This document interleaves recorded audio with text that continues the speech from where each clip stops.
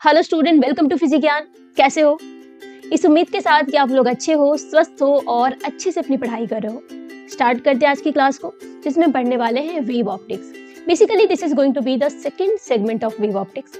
First segment में हमने wave optics की इंट्रोडक्शन देखी थी, लाइट की वेव नेचर की बात की थी, वेव फ्रंट क्या होता है, ह्यूगन प्रिंसिपल क्या है, अगर लाइट रिफ्रैक्ट हो रही है तो रिफ्लेक्टेड वेव फ्रंट की शेप कैसे होती है, and finally law of reflection and law of refraction को हमने प्रूव किया था यूजिंग ह्यूगन प्रिंसिपल। ठीक है, आगे बढ़ते हैं इस चैप्टर में और आज की सेगमेंट में पढ़ने वाले हैं बच्चों इंटरफेरेंस। अगर दो लाइट वेव इंटरफेयर करती है किसी पॉइंट पे तो क्या होता है, कोहेरेंट सोर्स, इनकोहेरेंट सोर्स क्या है, एंड फाइनली बच्चों यंग्स डबल स्लिट एक्सपेरिमेंट की हम बात करने वाले हैं। बेसिकली एक सेटअप है, यंग ने तैयार किया था एक सेटअप जिसमें उन्होंने इंटरफेरेंस पैटर्न देखा था, है ना। तो बेस्ड ऑन दैट सेटअप हम एक्सप्रेशन फॉर फ्रिंज विड्थ भी करने वाले हैं। तो बेसिकली बच्चों आज की सेगमेंट ना इंटरफेरेंस की ही बात हम करेंगे। यंग्स डबल स्लिट एक्सपेरिमेंट छोटा सा टॉपिक है बच्चों। अगर आप इंटरफेरेंस अच्छे से समझ गए ना तो एक दो फॉर्मूला है बस जो जिससे तुम्हारा ये पूरा सेगमेंट होने वाला है। इनफैक्ट बच्चों ये पूरी चैप्टर की मैं बात करूँ तो हार्डली तुम्हारे पास ना 2 से 3 फॉर्मूला है जिसके बेसिस पे तुम पूरी चैप्टर करोगे। और मैं बताऊं अगर अच्छे से पढ़ लोगे ना तो तुम्हें फॉर्मूला भी याद करने की जरूरत नहीं है, कॉन्सेप्ट बस याद रखो। कॉन्सेप्ट समझोगे ना तो बाकी चीजें आसान हो जाएंगी। पता है बच्चों वेव ऑप्टिक्स में मैंने देखा है बच्चों को डरते हुए काफी। वजह क्या होती है ना कि रे ऑप्टिक्स में वो मतलब देख पाते चीजों को, है ना, रिफ्लेक्शन देख पाते हैं, रिफ्रैक्शन देख पाते हैं, लाइट को बेसिकली देख पाते हैं ना, तो उन्हें डर नहीं लगता। पर वेव ऑप्टिक्स में चीजों को इमेजिन करना पड़ता है, विजुअलाइज नहीं करोगे तब तक ये चैप्टर समझ नहीं आएगा।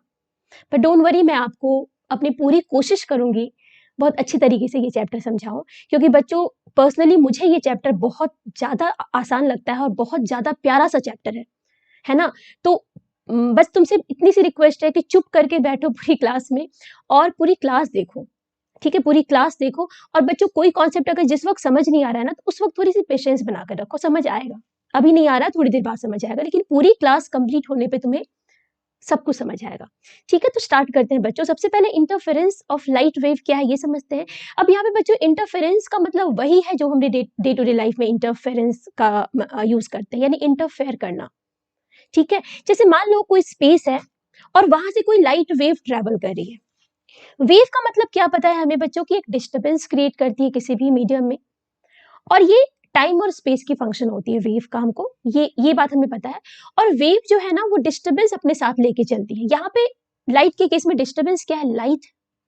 ठीक है, मतलब डिस्टरबेंस यहाँ पे नेगेटिव वे नहीं, नेगेटिव सेंस नहीं में यूज नहीं करें, तो कुछ भी वो डिस्टरबेंस है। तो यहाँ पे बच्चों होता क्या है, जब लाइट वेव किसी मीडियम से ट्रेवल कर रही होती है तो वो अपने अकॉर्डिंग उस मीडियम के पार्टिकल में डिस्प्लेसमेंट लाती है। ठीक है, हर पार्टिकल अपनी पोजीशन पे एसएचएम कर रहा होता है किसी वेव की वजह से। अगर मान लो किसी मीडियम में एक वेव पहले से प्रेजेंट है, पार्टिकल उसके अकॉर्डिंग एसएचएम कर रहा है, हर पार्टिकल उसके अकॉर्डिंग एसएचएम कर रहा है अपनी अपनी पोजीशन पे, और उसी मीडियम में कोई दूसरी वेव चली आती है। दूसरी वाली वेव क्या चाहेगी कि वो अब मीडियम के पार्टिकल उस दूसरी वाली वेव के अकॉर्डिंग एसएचएम करे, है ना। तो जिस पॉइंट पे ये दो वेव इंटरफेयर करेगी उस पॉइंट पे किसी पर्टिकुलर टाइम पे क्या डिस्प्लेसमेंट होगा, ये पता करने के लिए बच्चों हमें ये पता करना होगा कि वो किस तरीके से इंटरफेयर कर रही है ना। तो इसके लिए हमारे पास एक टूल होता है जिसे हम बोलते हैं प्रिंसिपल ऑफ सुपरपोजिशन। ठीक है, समझ लेते हैं बच्चों इंटरफेरेंस ऑफ लाइट वेव। मुझे लगता है समझ गए होंगे आप कि किसी पॉइंट पे जब दो लाइट वेव इंटरफेयर करती है तो उस पॉइंट की क्या रिजल्टेंट एसएचएम होगी, मतलब फाइनली जो वो पॉइंट है वो किस हिसाब से एसएचएम कर रहा होगा। अब इसको सिंपल तरीके से समझो बच्चों कि कोई अगर मान लो ऑब्जेक्ट है, तुमने उसको एक फोर्स दिया तो उस फोर्स के अकॉर्डिंग वो उस पे एक्सेलरेशन जनरेट होगी। और मान लो उसी सेम ऑब्जेक्ट पे तुमने दो तरह से फोर्स दिया, दो डिफरेंट डायरेक्शन से फोर्स दिया, तो जो रिजल्टेंट फोर्स होगा बेटा वो क्या होगा, इन दो फोर्स का वेक्टर सम होगा, और जो उसकी एक्सेलरेशन होगी क्या होगी, वो रिजल्टेंट एक्सेलरेशन के इक्वल होगी। तो यहाँ पे कुछ ऐसा ही हो रहा होता है किसी मीडियम के पार्टिकल पे। अगर दो वेव वहां पे इंटरफेयर करेगी ना तो उसकी जो फाइनल एम्पलीट्यूड होगी, जो एसएचएम की एम्पलीट्यूड होगी, वो हमें ये ऐसे ही पता चलेगा। तो बच्चों आगे बढ़ते हैं, थोड़ी बहुत बात तो समझ आई होगी तुम्हें। इंटरफेरेंस क्या है? It is phenomenon of superposition of two light wave. Superposition समझ रहे हो कि दो लाइट वेव जब सुपर इम्पोज करती है किसी पॉइंट पे तो वो इंटरफेरेंस कहलाता है। एंड उस पॉइंट की displacement eight the point of interference is given by principle of superposition. तो बेसिकली प्रिंसिपल ऑफ सुपरपोजिशन एक टूल है जिसका यूज करके हम किसी भी पॉइंट पे हम मीडियम की पार्टिकल की डिस्प्लेसमेंट बता सकते हैं। What is principle of superposition? अब ये टूल बच्चों हर जगह हमने पढ़ा है ना, डिफरेंट टॉपिक के अंदर प्रिंसिपल ऑफ सुपरपोजिशन को हम डिफरेंट तरीके से डिफाइन करते हैं। At a particular point in the medium the resultant displacement produced by a number of waves is the vector sum of the displacement produced by each of the wave. क्या बात है समझ में? अगर किसी पॉइंट पे बहुत सारे वेव्स एक साथ इंटरफेयर कर रहे होते हैं तो उस पॉइंट की रिजल्टेंट डिस्प्लेसमेंट हम कैसे बताते हैं? डिफरेंट वेव की वजह से जो डिस्प्लेसमेंट जनरेट होगी ना, उनकी हम वेक्टर सम लेने वाले हैं। ठीक है बच्चों, तो ये प्रिंसिपल ऑफ सुपरपोजिशन है, इसका हम यूज करने वाले हैं थोड़ी देर में। अब बच्चों आगे बढ़ने से पहले रिजल्टेंट वेव की डिस्प्लेसमेंट निकालने मतलब रिजल्टेंट डिस्प्लेसमेंट निकालने से पहले ना हम ये समझ लेते हैं बच्चों कोहेरेंट और इनकोहेरेंट सोर्स क्या है। ठीक है, थोड़ी देर के लिए होल्ड योर थॉट, सब कुछ समझ आएगा। ठीक है, what is coherent source of light, ये समझ लेते हैं।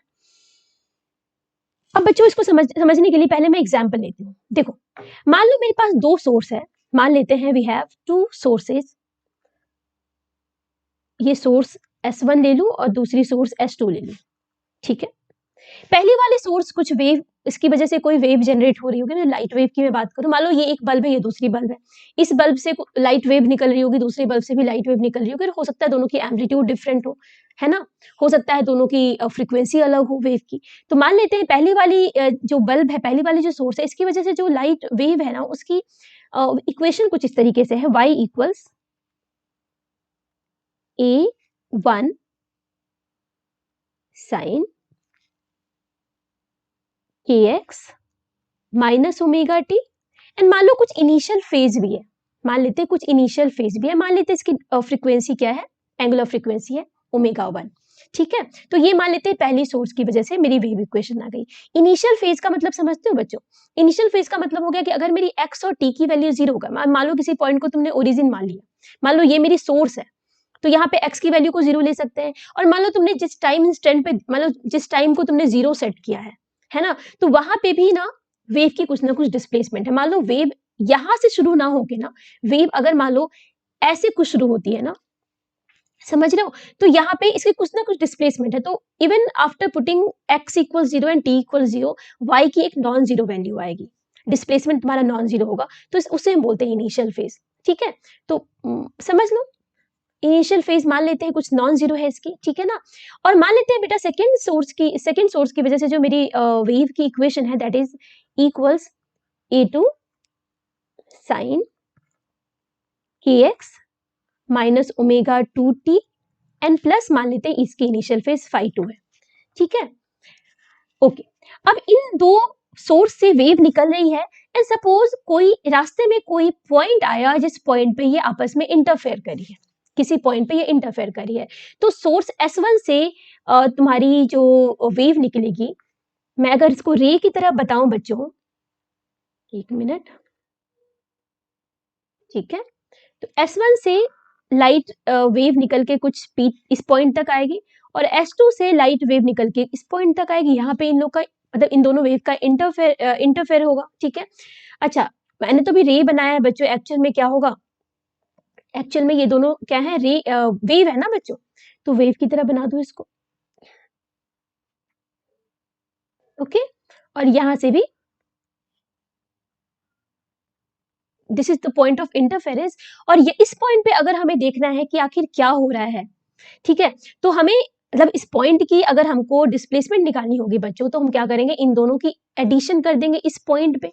समझ रहे हो? देखो ये जो मैंने वेव इक्वेशन लिखी है ना बेटा, यहाँ पे जो A1 है ना, इस वेव इक्वेशन के हिसाब से अगर मीडियम की पार्टिकल SHM कर रही होगी तो उस SHM की जो एम्पलीट्यूड होगी that will B A1।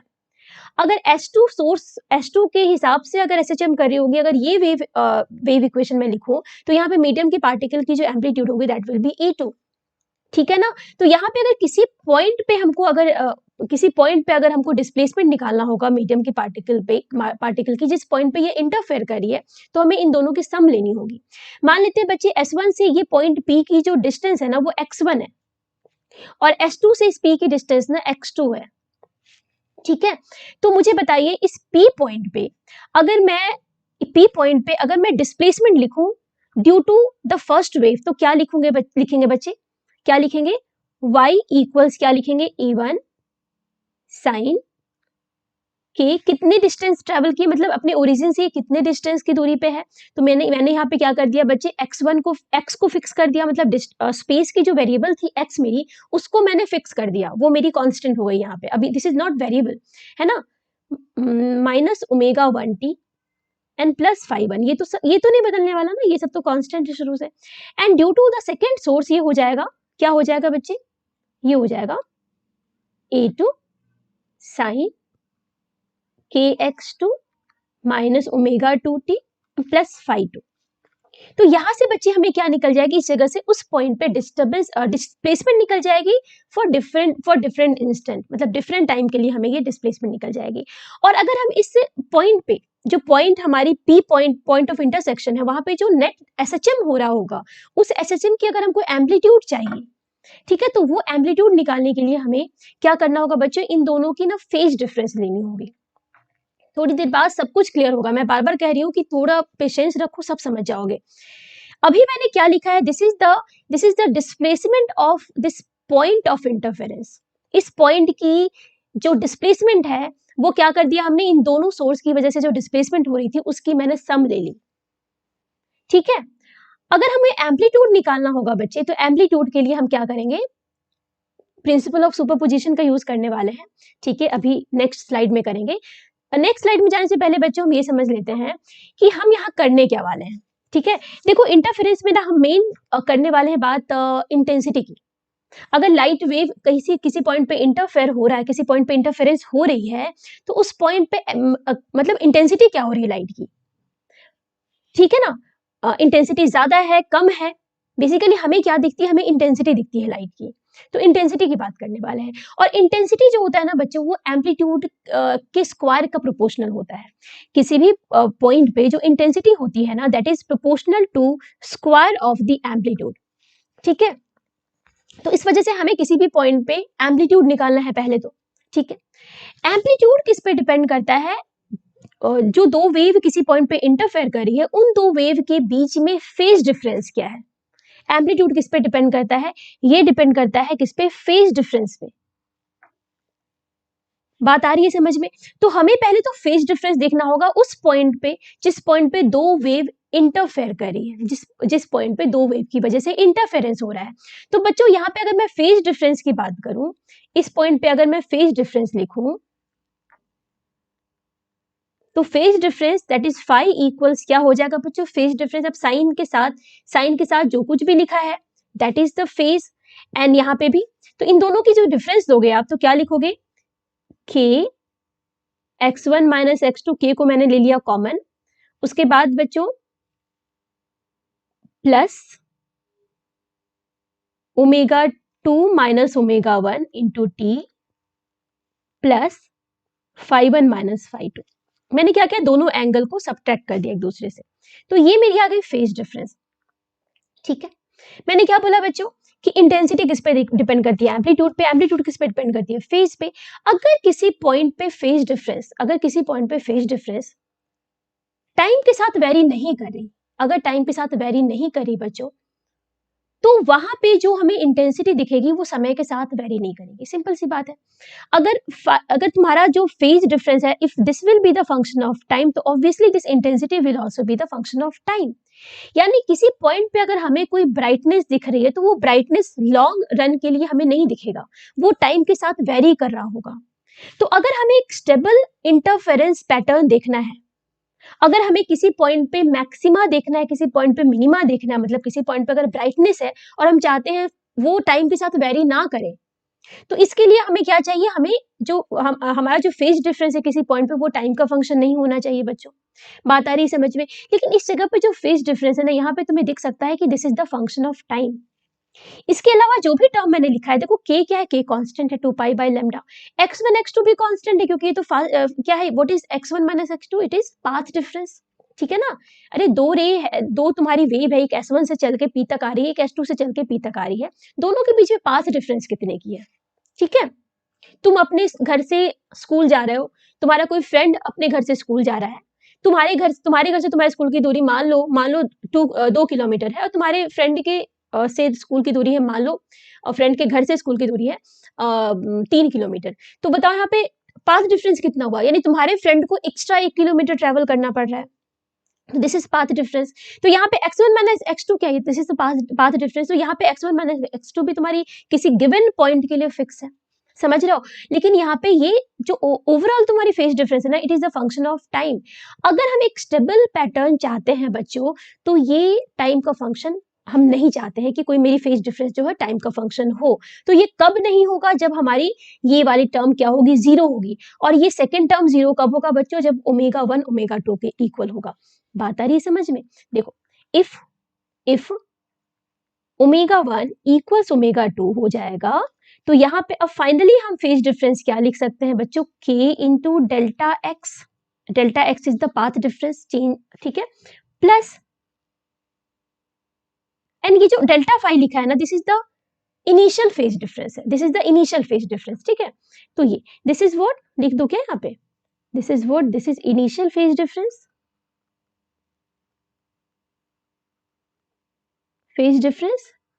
and this is the path difference, ठीक है। तो दिस इज वेरी इंपॉर्टेंट। और ये कब होगा, जब मेरी सोर्स क्या होगी, कोहेरेंट होगी। कोहेरेंट सोर्स का मतलब समझ आया अब तुम्हें। इंटरफेरेंस होने के लिए किसी भी पॉइंट पे दो सोर्सेज का कोहेरेंट होना जरूरी नहीं है बच्चों। कोई सी भी दो वेव इंटरफेयर करेगी तो दैट इज कॉल्ड इंटरफेरेंस। लेकिन अगर उस इंटरफेरेंस पैटर्न को हम ऑब्जर्व करना चाहते हैं, for a stable interference pattern, दो सोर्स का कोहेरेंट होना जरूरी है, ठीक है। कोहेरेंट सोर्स का मतलब क्या है कि इन दो सोर्स से जो वेव निकल रही है दोनों सेम फ्रीक्वेंसी में होनी चाहिए, साथ ही साथ दोनों की इनिशियल फेज डिफरेंस जीरो होनी चाहिए या फिर कांस्टेंट होनी चाहिए, यानी टाइम के साथ वेरी नहीं करना चाहिए।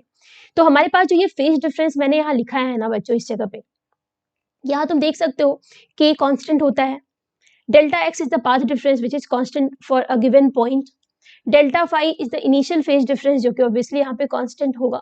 तो इस केस में बच्चे वी कैन से कि यहाँ पे हमारे पास दो कोहेरेंट सोर्सेज हैं, ठीक है ना। तो कोहेरेंट सोर्स में फेज डिफरेंस का मैं बार बार रिपीट कर रही हूँ, सुन लो। कोहेरेंट सोर्स का मतलब है कि फेज डिफरेंस जो है वो किसी पॉइंट पे कांस्टेंट हो, समय के साथ वेरी ना करे।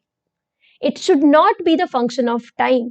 अगर टाइम के साथ फेज डिफरेंस वेरी नहीं करेगा, मीन्स उस पॉइंट पे जो एसएचएम है, एसएचएम की एम्पलीट्यूड समय के साथ वेरी नहीं करेगी। अगर एम्पलीट्यूड समय के साथ वेरी नहीं करेगा तो इंटेंसिटी भी समय के साथ वेरी नहीं करेगा।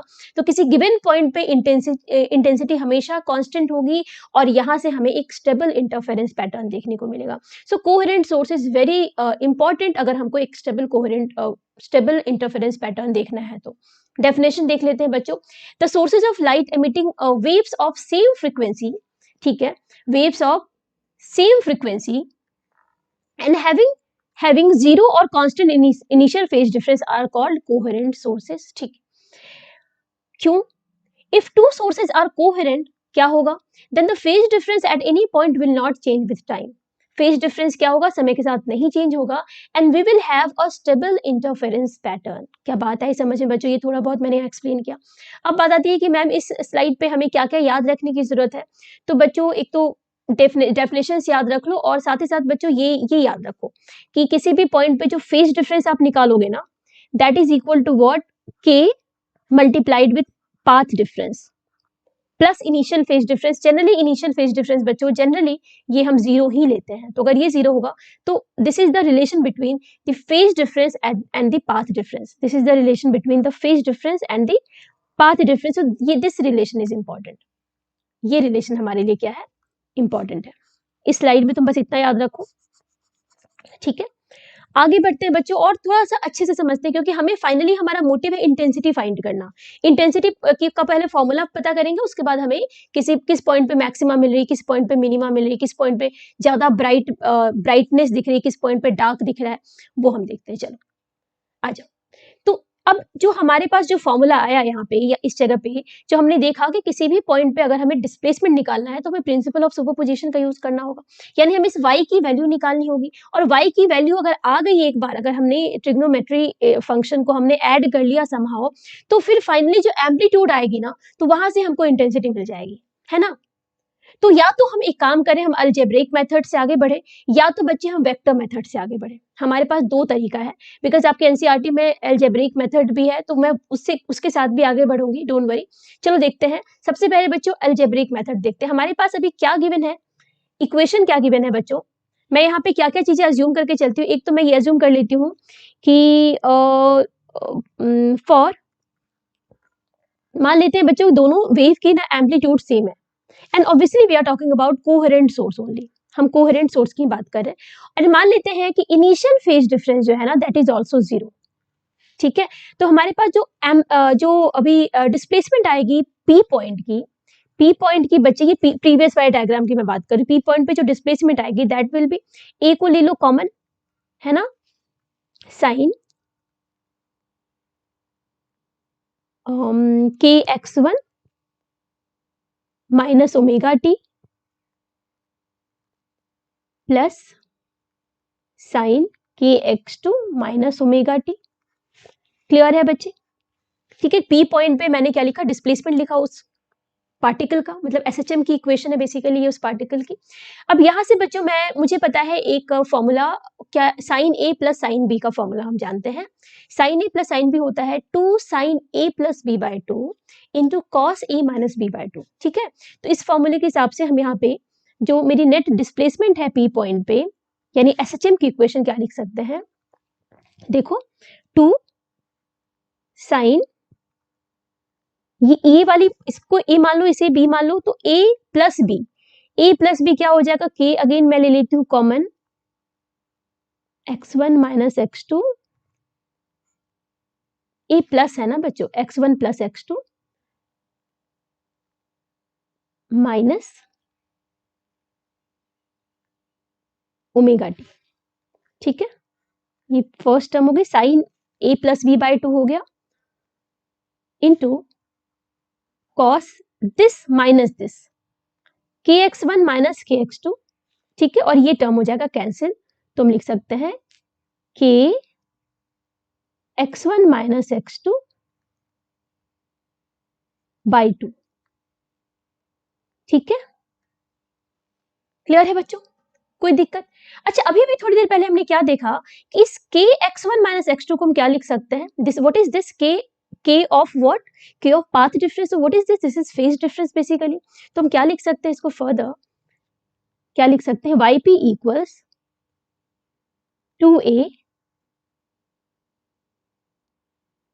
cos phase difference by 2 and sine of this।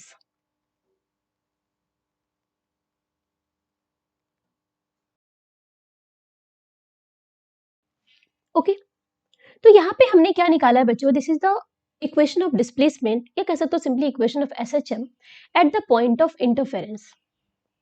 तो इस जगह पे देखो ये साइनोसॉइडल फंक्शन है, बिकॉज यहाँ टाइम वेरिएबल है। और बच्चों ये जो सामने ये टर्म लिखा है ना, this is what, this is constant. Why constant, because phi is what, phi is phase difference between two waves at the point of interference. And हमने देखा कि because we are using coherent sources, हमने क्या किया है, omega 1 omega 2 की value same रखी है, कोहेरेंट सोर्स लिया है, इसलिए यहाँ पे जो फेज डिफरेंस होगा दोनों सोर्स के वेव के बीच में, उस पॉइंट पे क्या होगा, कांस्टेंट होगा, टाइम के साथ वेरी नहीं कर रहा होगा। तो ये जो कांस्टेंट टर्म है सामने, this is what, this is the amplitude at the point of interference. और बच्चों अगर एम्पलीट्यूड निकल गई तो हम इंटेंसिटी निकाल सकते हैं। हमारा मेन मोटिव क्या है, इंटेंसिटी निकालना, ठीक है ना। तो यहां से बच्चों हम क्या लिख सकते हैं कि एम्पलीट्यूड सी, जिसको मैं ए नेट से डिनोट करूं अभी, this is equal to what, 2a cos phi by 2। बच्चों फाई क्या है समझ रहे हो ना, यहाँ पे फाई क्या है, phi is what, k into path difference, ठीक है ना, फाई क्या है, k into path difference that is x1 minus x2। Okay, तो ये हो गई मेरी net amplitude at the point of interference. और यहाँ से मैं इंटेंसिटी भी निकाल सकती हूँ, एज वी नो कि इंटेंसिटी क्या होती है बच्चों किसी भी पॉइंट पे, it is directly proportional to the square of the amplitude, है ना। तो अगर मैं इन दोनों इक्वेशन के दोनों साइड में स्क्वायर कर लूँ तो मैं क्या लिख सकती हूँ, net intensity at the point of interference क्या लिख सकते हैं बच्चों हम, इक्वल्स स्क्वायर किया 4a स्क्वायर यानी आई स्क्वायर आई इंटू कॉस स्क्वायर 5/2। क्या समझ आए क्या किया मैंने यहाँ पे, क्या किया बच्चों, देखो जो नेट इंटेंसिटी होगी ना that will be directly proportional to A net square, होगी ना, समझ रहे हो। तो मैंने क्या किया, इस एम्पलीट्यूड के फॉर्मूले में मैंने दोनों साइड स्क्वायर कर लिया, तो ए नेट देखो समझ लो, स्क्वायर किया दोनों साइड क्या, ठीक है, ए नेट स्क्वायर को मैंने रिप्लेस कर दिया आई नेट से। प्रोपोर्शनैलिटी है, इक्वल नहीं है बच्चों, प्रोपोर्शनैलिटी है, समझो इंटेंसिटी और एम्पलीट्यूड की डायमेंशन डिफरेंट है, तो मैंने यहाँ पे कोई प्रोपोर्शनैलिटी कांस्टेंट भी लगा सकते हैं हम। तो यहाँ पे समझो तुमने क्या किया, स्क्वायर कर लिया और के से मल्टीप्लाई करे दोनों साइड, तो ऑब्वियसली के ए नेट स्क्वायर तुम लिख सकते हो आई नेट से रिप्लेस हो जाएगा, और यहाँ पे 2 स्क्वायर 4 हो गया, एंड ए स्क्वायर विद के भी हमने यहाँ पे हमने के से मल्टीप्लाई किया दोनों साइड, तो के ए स्क्वायर को हम रिप्लेस कर सकते हैं आई से, where I is the intensity of the source at the point of interference. जो इंटेंसिटी है किसी एक सोर्स की वजह से इंटेंसिटी कितनी है, आई है, ठीक है, जो कि ए स्क्वायर के डायरेक्टली प्रोपोर्शनल है, तो हमने ए स्क्वायर को रिप्लेस कर दिया आई से। ए स्क्वायर लिखेंगे तो बच्चों गलत होगा, समझो इस यहाँ पे कोई कंफ्यूजन नहीं होना चाहिए, क्योंकि आई की इंटेंसिटी और ए की डायमेंशन डिफरेंट होगी, हम नहीं लिख सकते। तो 4i cos स्क्वायर 5/2, क्या बात आई समझ में बच्चों। तो this is the formula for the intensity at the point of interference, है ना। तो ये फॉर्मूला तुम्हें याद हो तो अच्छी बात है बच्चों, नहीं भी याद हो, देखो क्वेश्चन के इतने प्रैक्टिस कर लो ना कि तुम्हें फॉर्मूला याद हो जाए, और अगर नहीं भी याद होना तो ये कोई बड़ी बात तो है नहीं। क्यों बड़ी बात नहीं, क्योंकि तुम्हें कॉन्सेप्ट पता होना चाहिए, अगर कॉन्सेप्ट पता होगा तो फिर फॉर्मूला तुम खुद ब खुद डराइव कर लोगे, और ये इतना भी टफ नहीं है बच्चों। देखो ये जो मैंने भी बताया ना, this is the algebraic method, ये क्या था, अलजेब्रिक मेथड था, है ना। अब देखो मैं अभी वेक्टर मेथड से बताऊंगी और ज्यादा तुम्हें आसान लगेगा। This was the algebraic method.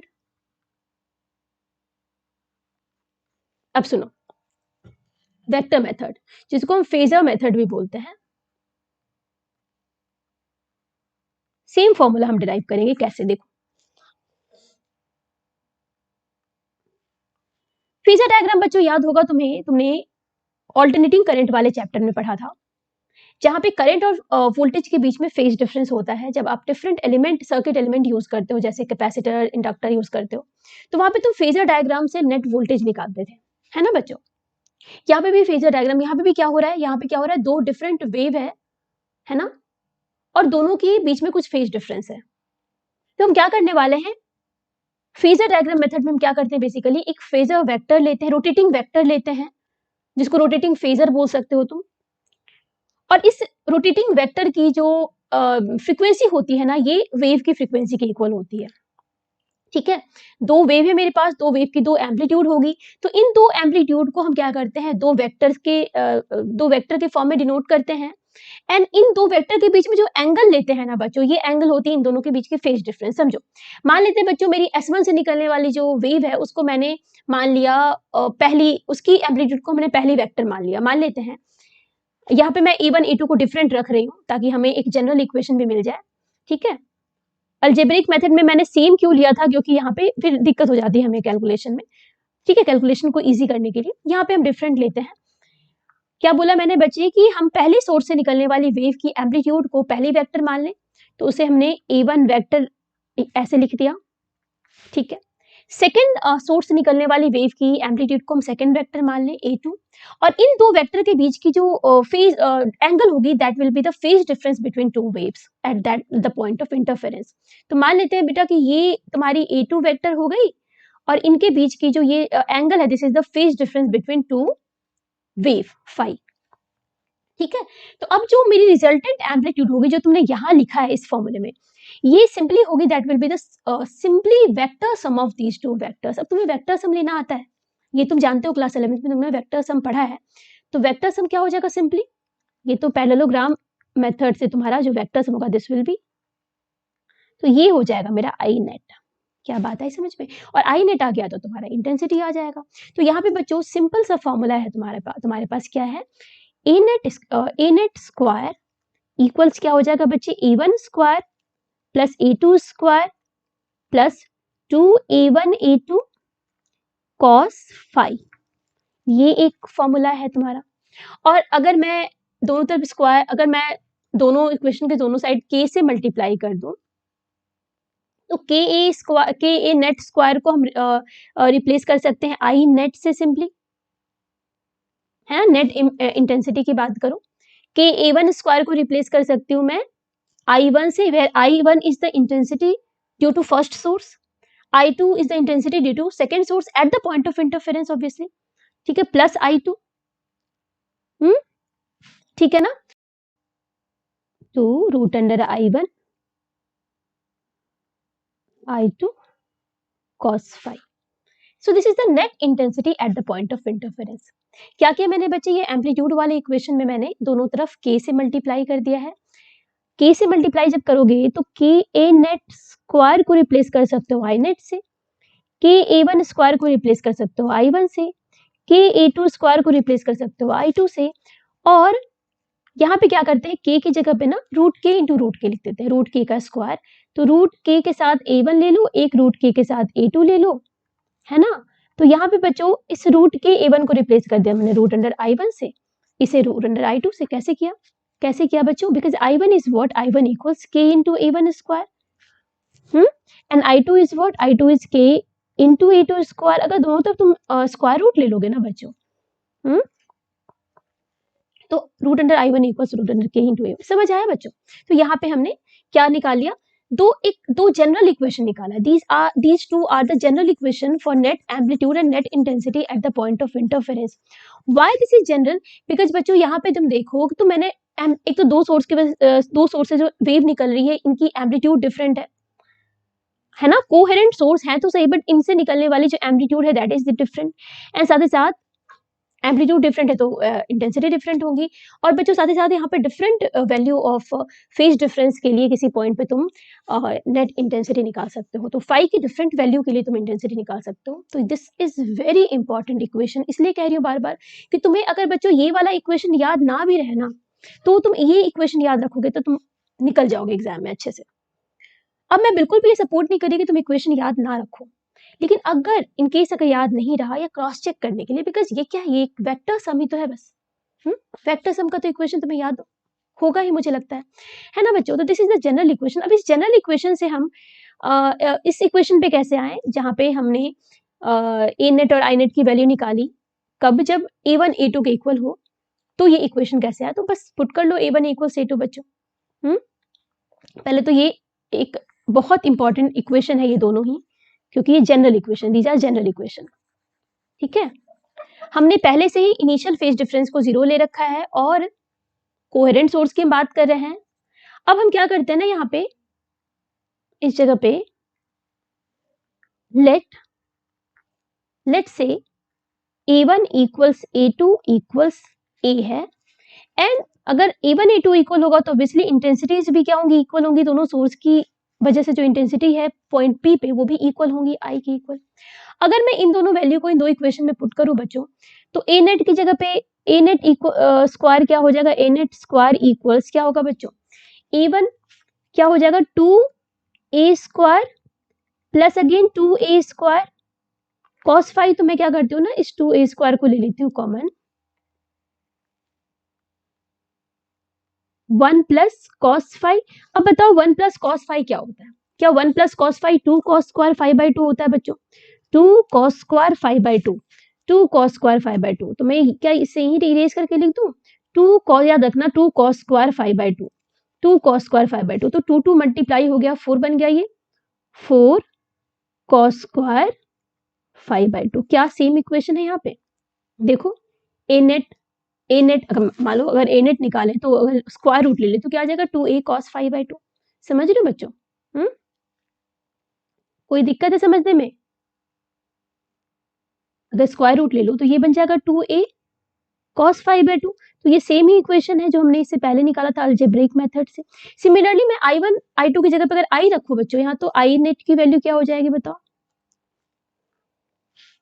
2i plus 2 root I into root I I, तो 2i प्लस 2i cos फाइव, तो अगेन मैंने 2i को ले लिया कॉमन, और क्या आ गया 1 plus cos five, 1 plus cos five equals what 2 cos square 5/2, हटा दो इसे, 2 cos स्क्वायर 5/2, 2 2 हो गया 4, तो आ गया 4 cos स्क्वायर 5/2। क्या बच्चों सेम इक्वेशन है दोनों? अलजेब्रिक मेथड से या वेक्टर मेथड से सेम इक्वेशन नहीं आया?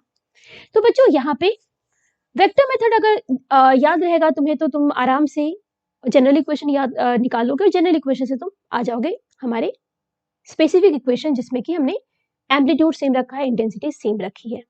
ठीक है बच्चों? अच्छा, इस स्लाइड में तुम्हें क्या क्या याद रखना है बच्चों? इस स्लाइड में तुम ये जनरल इक्वेशंस याद रखो, और A1 A2 की वैल्यू अगर सेम होती है या I1 I2 की वैल्यू सेम होती है तो ये इक्वेशन में से कोई एक ही याद करोगे तो काम चलेगा। यहाँ पे बेसिकली अगर तुम A नेट वाले भी इक्वेशन याद रखोगे, दोनों तरफ स्क्वायर कर दोगे, तो यहाँ पे I नेट की इक्वेशन चली आएगी।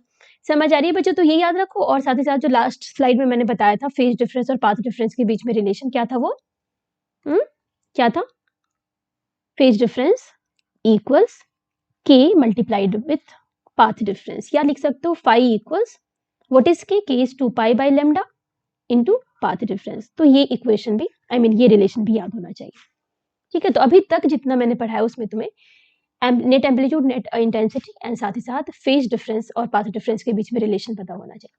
अब बच्चों based on this net intensity, चलो हम पता करते हैं कि किस पॉइंट पे हमें मैक्सिमा मिलेगा, किस पॉइंट पे मिनिमा मिलेगा। मतलब किस पॉइंट पे इंटेंसिटी मैक्सिमम होगी, किस पॉइंट पे इंटेंसिटी मिनिमम होगी। जिस पॉइंट पे इंटेंसिटी मैक्सिमम होती है बच्चों उसे हम बोलते हैं कंस्ट्रक्टिव इंटरफेरेंस, जिस पॉइंट पे इंटेंसिटी मिनिमम होती है उसे हम बोलते हैं डिस्ट्रक्टिव इंटरफेरेंस, मतलब उस फेनोमेनन को बोलते हैं डिस्ट्रक्टिव इंटरफेरेंस। और वो कंडीशन क्या है वो देख लेते हैं। उससे पहले बच्चों हमने अभी अभी क्या देखा, एक बार मैं फिर से इस स्लाइड पे वापस लिख दूं। जो मेरी नेट तुम्हारी एम्पलीट्यूड थी, नेट एम्पलीट्यूड था क्या था, A1 square plus A2 square plus 2A1 A2 cos five, यही था ना। और नेट इंटेंसिटी थी कितनी थी? I1 plus I2 plus 2 root I1 root I2 cos phi. मैं बार बार इसलिए लिख रही हूँ बच्चों ना, ताकि तुम बार बार देखो और बार बार तुम्हारा भी रिवीजन होगा एक तरह से, है ना। चलिए, तो ये मेरे पास नेट इंटेंसिटी, नेट एम्पलीट्यूड है। अब मुझे चाहिए कंस्ट्रक्टिव इंटरफेरेंस। तो कंस्ट्रक्टिव इंटरफेरेंस में हम चाहते हैं जो मेरी नेट इंटेंसिटी है वो मैक्सिमम हो। तो for maximum value of intensity, यानी अगर मैं चाहती हूँ कि मेरी जो नेट इंटेंसिटी है बेटा ये क्या हो, मैक्सिमम हो। ये मैक्सिमम कब होगी, इस इक्वेशन को देखो, बताओ ये मैक्सिमम कब होगी? जब cos फाइव मैक्सिमम होगा। cos फाइव मैक्सिमम कब होगा? ये मैक्सिमम कब होगा? जब cos फाइव क्या होगा, 1 होगा। भाई cos की वैल्यू तो -1 से +1 वेरी करती है, तो मैक्सिमम वैल्यू cos फाइव की क्या होगी, 1 होगी। ठीक है, cos फाइव की वैल्यू 1 कब होती है? जब फाइव की वैल्यू कितनी होती है बच्चे? It is even multiple of pi. Even multiple of pi means phase difference तुम्हारा होना चाहिए इवन मल्टीपल ऑफ पाई। ठीक है ना। तो अगर phase difference even multiple of pi होगा तो मेरी जो नेट इंटेंसिटी, पहले नेट एम्पलीट्यूड लिख लो, जो आई नेट होगी ना दैट विल बी क्या होगा, cos फाइव की जगह पे 1 लिख दोगे तो ये हो जाएगा सिंपली तुम्हारा A1 प्लस A2 का स्क्वायर, स्क्वायर कट गया, तो A net is simply the sum of the two amplitude due to of two different waves. ठीक है, तो ये हो गया तुम्हारा at the point of interference जहां पे मैक्सिमा बन रही है। तो मैक्सिमा पे नेट एम्पलीट्यूड क्या होगी, सिंपली A1 प्लस A2 होगी। याद रखना बच्चों, मैक्सिमम कंस्ट्रक्टिव इंटरफेरेंस के लिए मैंने लिखा है। और मैं आई नेट की बात करूं तो आई नेट विल बी क्या हो जाएगा बच्चे, root under I1 plus root under I2, ठीक है, इसका स्क्वायर, कोई दिक्कत, ठीक है ना। तो ये हो गया। और अगर मैं यहाँ पे बच्चों इस जगह पे अगर मैं A1 A2 को सेम ले लूं, अगर मैं यहीं पे इस जगह पे A1 equals A2 equals A ले लूं, I1 equals I2 equals I ले लूं, तो इस जगह पे मेरी A नेट कितनी हो जाएगी, 2A और आई नेट क्या हो जाएगा, क्या हो जाएगा बच्चों, 2√i स्क्वायर लेंगे तो 4i। ठीक है, तो ये स्पेसिफिक वैल्यू है कब, जब मैक्सिमम इंटेंसिटी मिलती है हमें कंस्ट्रक्टिव इंटरफेरेंस पे, है ना, और एम्पलीट्यूड सेम होता है, तो उस केस में तुम्हारी नेट एम्पलीट्यूड हो जाएगी ट्वाइस ऑफ एम्पलीट्यूड और नेट इंटेंसिटी हो जाएगी 4 times of the intensity due to single wave. ठीक है, एट दैट पॉइंट। क्लियर है बच्चे, तो ये कंस्ट्रक्टिव इंटरफेरेंस के लिए। एंड डिस्ट्रक्टिव इंटरफेरेंस की बात हम करें तो डिस्ट्रक्टिव इंटरफेरेंस कब होगा बच्चे, जब मेरी आई नेट क्या होगी, मिनिमम होगी, आई मिनिमम होगी। ये मिनिमम कब होगा बच्चे, जब cos फाई की वैल्यू क्या होगी, मिनिमम होगी, यानी -1 होगी। cos फाई की वैल्यू माइनस कब होती है, जब मेरी फेज डिफरेंस कितनी होगी, ऑड मल्टीपल ऑफ पाई होगी। ऑड मल्टीपल का मतलब हो गया 2n + 1 इंटू पाई। ठीक है, ये बेसिक मैथमेटिक्स है। 2n प्लस, अब यहाँ n की वैल्यू तुम्हारी तुम 0 से ले सकते हो, n की वैल्यू 0 से ले सकते हो, कोई बात नहीं। यहाँ पे 0 रखोगे तो तुम्हारा फेज डिफरेंस 0 हो जाएगा, यहाँ 0 रखोगे तो फेज डिफरेंस पाई हो जाएगा, है ना। 0 1 2 3 ऐसे रख सकते हो, यानी n की वैल्यू यहाँ पे बच्चों मैं लिख दूं क्या, where n is 0 1 2 3 and so on. ठीक है ना, तो ये हो गया तुम्हारा, ये this should be the phase difference at the point of destructive interference. Clear है, अगर इस वैल्यू को पुट करोगे यहाँ पे, यानी cos फाई की वैल्यू -1 रखोगे ना बच्चों दोनों इक्वेशन में, तो मेरी ए नेट कितनी आ रही है, डिफरेंट कलर यूज कर लूं, ए नेट कितनी आएगी बताओ, ए नेट आ जाएगी तुम्हारी सिंपली a1 - a2 और आई नेट आ जाएगा √i1 -√i2 होल स्क्वायर। और यहाँ पे अगर तुम a1 a2 की वैल्यू को सेम कर दोगे ना, for a1 = a2 = a and i1 = i2 = i, यहाँ तुम्हें दिख रहा है क्लियरली बच्चों की a नेट 0 आ जाएगा और आई नेट भी वहां पे 0 होगा, यानी तुम्हारा वहां पे कंप्लीट डिस्ट्रक्टिव इंटरफेरेंस हो गया, मतलब डार्कनेस। कैन यू इमेजिन बच्चों की दो लाइट वेव किसी पॉइंट पे मिलके वहां पे डार्क बन जाए, मतलब एक्चुअल में लाइट रे है और वहां पे डार्कनेस है, मतलब लाइट लाइट को कैंसिल कर रहा है ना। तो इस ये कब होता है, डिस्ट्रक्टिव इंटरफेरेंस में कब होता है, जब दोनों वेव की एम्पलीट्यूड सेम होती है। तो eight the point of destructive interference pure dark मिलता है हमें, वहां पे इंटेंसिटी क्या होती है, 0 होती है। क्लियर है बच्चों, तो कंस्ट्रक्टिव इंटरफेरेंस का एक नाम होता है मैक्सिमा, ठीक है, और डिस्ट्रक्टिव इंटरफेरेंस को मिनिमा नाम से भी बोलते हैं। क्लियर है, तो this was all about the phase difference, कि फेज डिफरेंस क्या होती है कंस्ट्रक्टिव इंटरफेरेंस पे, डिस्ट्रक्टिव इंटरफेरेंस पे।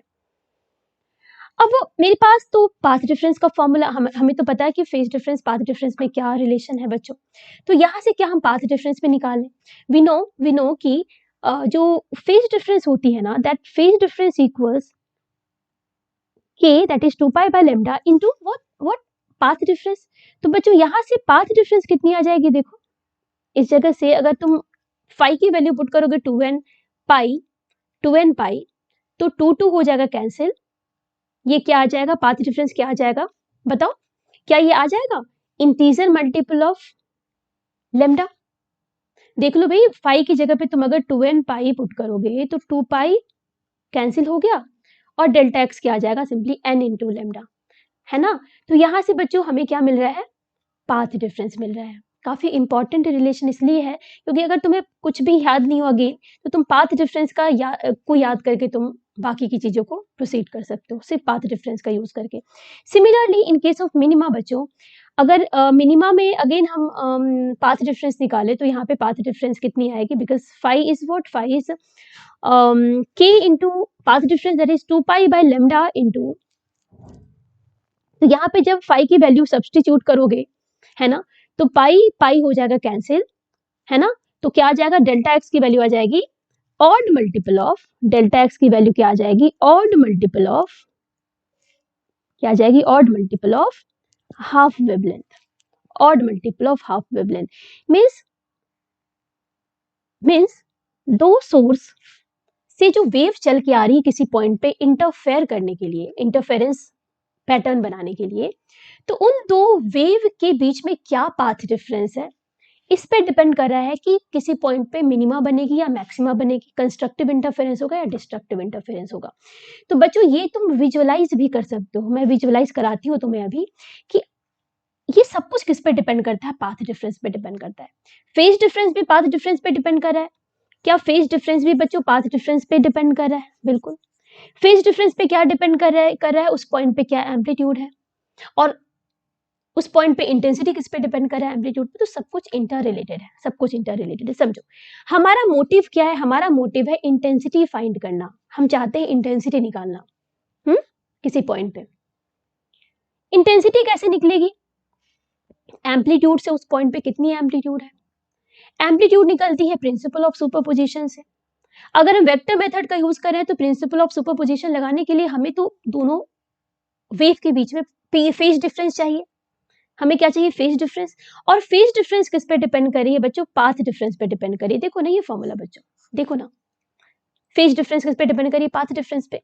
तो ultimately path difference is very important, है ना। इंटेंसिटी किसी पॉइंट पे क्या है, वो पाथ डिफरेंस पे ही डिपेंड कर रही है। तो तुम ऐसे याद रखो ना बच्चों कि किसी पॉइंट पे अगर पाथ डिफरेंस ना इंटीजर मल्टीपल ऑफ 1 वेवलेंथ होगी तो वो मैक्सिमा बनाएगा, कंस्ट्रक्टिव इंटरफेरेंस होगा। अगर पाथ डिफरेंस तुम्हारा odd multiple of half wavelength हुआ तो वो मिनिमा बनाएगा। और इसको हम अगर मैं विजुअलाइज तुम्हें कराऊं तो बच्चों बड़े इजी तरीके से तुम समझ पाओगे। तो इसे मैं इरेज कर दूं। देखो सपोज सपोज एक वेव है मेरी, एक वेवलेंथ हुआ, ये 2 वेवलेंथ, ये 3, ये 4, ठीक है। इसी को मैं कॉपी करूंगी बार बार। एंड ये हो गई मेन पोजीशन, ये हो गई मेन पोजीशन हर पार्टिकल की, ठीक है ना। एक मिनट,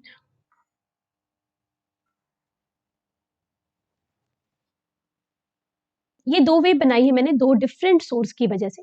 मान लेते हैं ब्लैक वाली वेव मेरी S1 से आ रही है और ब्लू वाली वेव आ रही है S2 सोर्स से, सपोज, ठीक है बच्चों।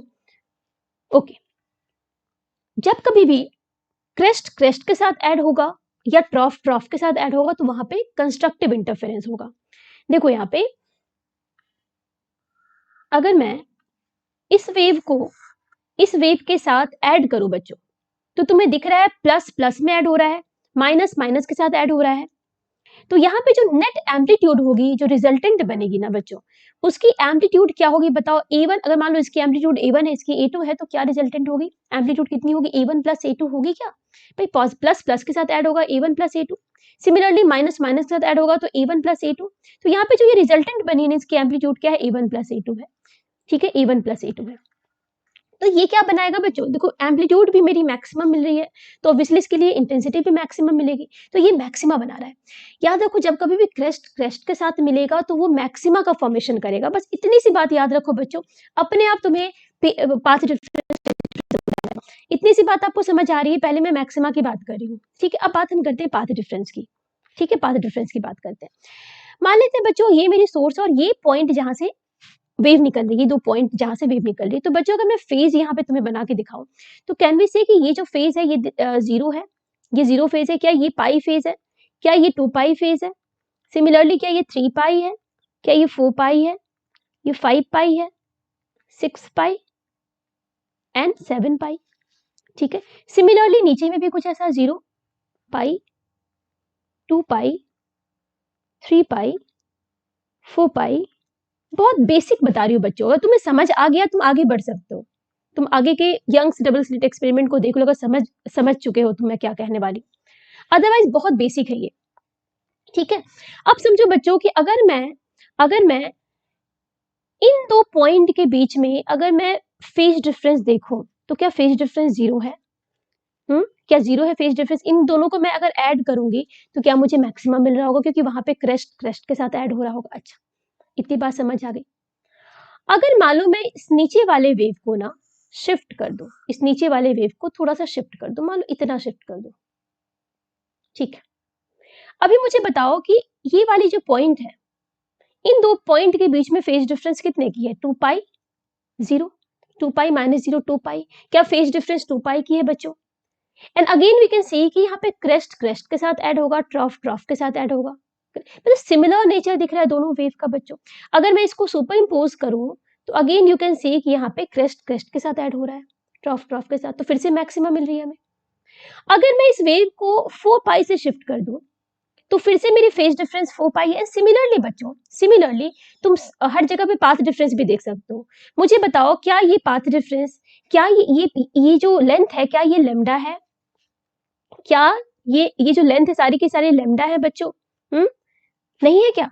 तो अगर मैं इसे जैसे 2 पाई से शिफ्ट करी, मतलब मैं एक वेवलेंथ से शिफ्ट करी, भाई एक लेमडा के करस्पॉन्डिंग क्या फेज होता है? 2 पाई का ना बच्चों, समझो ना बात को। तो यहाँ पे फेज शिफ्ट कितने का पाथ डिफरेंस है, दोनों वेव में कितने का पाथ डिफरेंस है? क्या हम कह सकते हैं लेमडा का पाथ डिफरेंस है 1 वेवलेंथ का डिफरेंस है। तो अगेन वी कैन से कि जब इसको ऐड करोगे तो क्रेस्ट क्रेस्ट के साथ ऐड होगा, तो ये मैक्सिमा बनाएगा। अगर मैं 2 लेमडा के का डिफरेंस ले लूं, दोनों के पाथ डिफरेंस में 2 लेमडा का डिफरेंस ले लूं बच्चों, तो यहाँ फेज डिफरेंस 4 पाई का है, पाथ डिफरेंस 2 का है, तो अगेन ये मैक्सिमा की फॉर्मेशन कर रहा है। क्या बात आ रही है समझ में बच्चों? तो ये कोई एग्जाम्पल आप लिख सकते हो कि दिस इज द लीनियर, मतलब 1 डायमेंशन का मैंने एग्जाम्पल लिया है, समझ रहे हो? एक डायरेक्शन में अगर वेव मूव कर रहा है तो सिंगल वेव बनाई है मैंने, ठीक है। अच्छा मिनिमा की मैं बात करूं बच्चों, मिनिमा में क्या होगा? मिनिमा में क्या होगा? अगर यहाँ पे ऐसे कुछ कर लो, एक एग्जाम्पल ले लेती हूँ सब, ठीक है। अब मैं सेम वेव बना रही हूँ मिनिमा के लिए। देखो मिनिमा में क्या करना है बच्चों, हमें क्रेस्ट को ट्रॉफ के साथ ऐड करना है।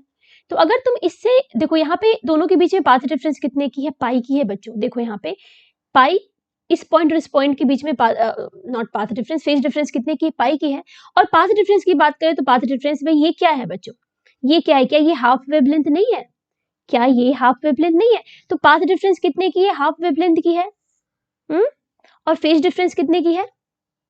पाई की है। तो यहाँ पे जब इनको ऐड करोगे आप तो देख सकते हो ट्रॉफ क्रेस्ट के साथ ऐड हो रहा है, क्रेस्ट ट्रॉफ के साथ ऐड हो रहा है। तो ये जब ऐड होगा बच्चों तो पॉजिटिव एम्पलीट्यूड नेगेटिव एम्पलीट्यूड के साथ ऐड होगी, तो नेट एम्पलीट्यूड जो बड़ी है उससे छोटे वाले को माइनस कर दोगे। A1 बड़ी है A2 से, तो A1 माइनस A2 हो जाएगा। अगर दोनों सेम है बच्चों तो रिजल्टेंट इसकी जीरो आ जाएगी, A1 minus A is zero. Similarly intensity भी तुम्हारी जीरो हो जाएगी अगर इंटेंसिटी सेम है दो वेव की, तो ठीक है। अगर सेम नहीं होगी तो फिर माइनस कर लोगे, ठीक है, जो फॉर्मूले के अकॉर्डिंग। क्या बात आ रही है समझ में बच्चों? तो यहाँ पे एक एग्जांपल ये हो गया।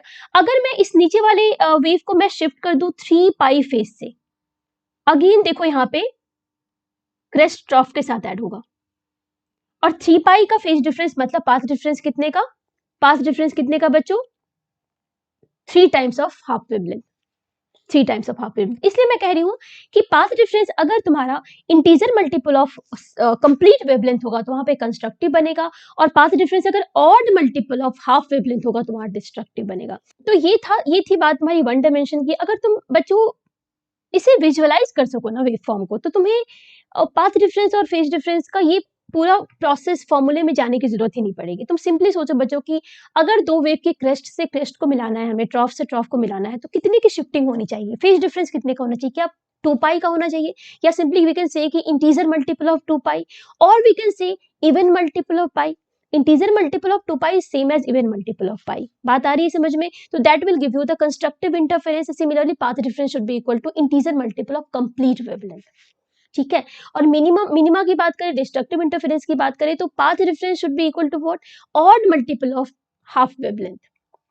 Similarly phase difference should be equal to what?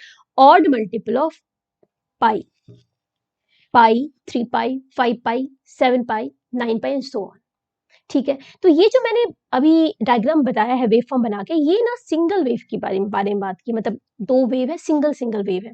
लेकिन एक्चुअली में बच्चों जब कोई सोर्स होती है स्पेस में तो सिंगल वेव थोड़ी छूटता है, वो तो हर डायरेक्शन में वेव रिलीज होती है ना, वेव फ्रंट के फॉर्म में होती है। तो वहां पे भी समझ ले, क्या टाइम लगेगा, थोड़ा सा पेशेंस रखना, मैं समझा देती हूँ कैसे वहां पे समझेंगे। बस इस बात को दिमाग में रखो कि क्रेस्ट क्रेस्ट के साथ मिलेगा तो कंस्ट्रक्टिव इंटरफेरेंस होगा, ट्रॉफ ट्रॉफ के साथ मिलेगा तो क्रेस्ट ट्रॉफ के साथ मिलेगा तो डिस्ट्रक्टिव इंटरफेरेंस होगा। क्रेस्ट क्रेस्ट के साथ, ट्रॉफ ट्रॉफ के साथ कंस्ट्रक्टिव, एंड क्रेस्ट ट्रॉफ के साथ तो डिस्ट्रक्टिव। इतनी बात याद रखो। देखो क्रेस्ट क्रेस्ट के साथ मिलेगा तो कंस्ट्रक्टिव, और यहाँ पे क्या हो रहा है? क्रेस्ट और ट्रॉफ मिल रहे हैं सिमिलरली हर जगह, देखो ट्रॉफ और क्रेस्ट मिल रहा है ना, डिफरेंट कलर से मैं बता रही हूँ। क्रेस्ट यहाँ पे ट्रॉफ के साथ मिल रहा है, क्रेस्ट यहाँ ट्रॉफ से मिल रहा है।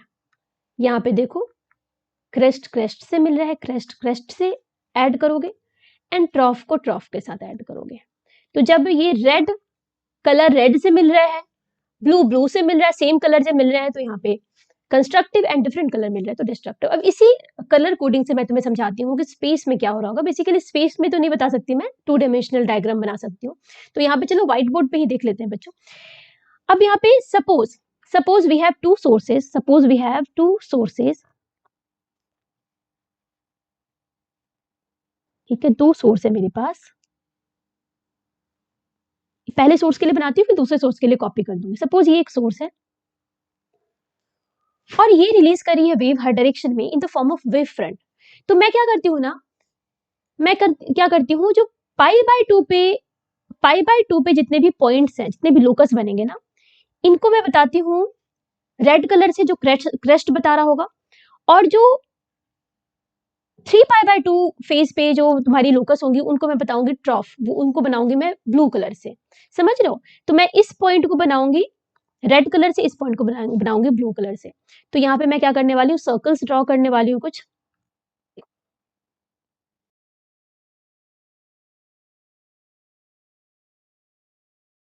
ये सारे मैंने क्रेस्ट बना दिए, अब ट्रॉफ बनाती हूँ, एक सेकेंड।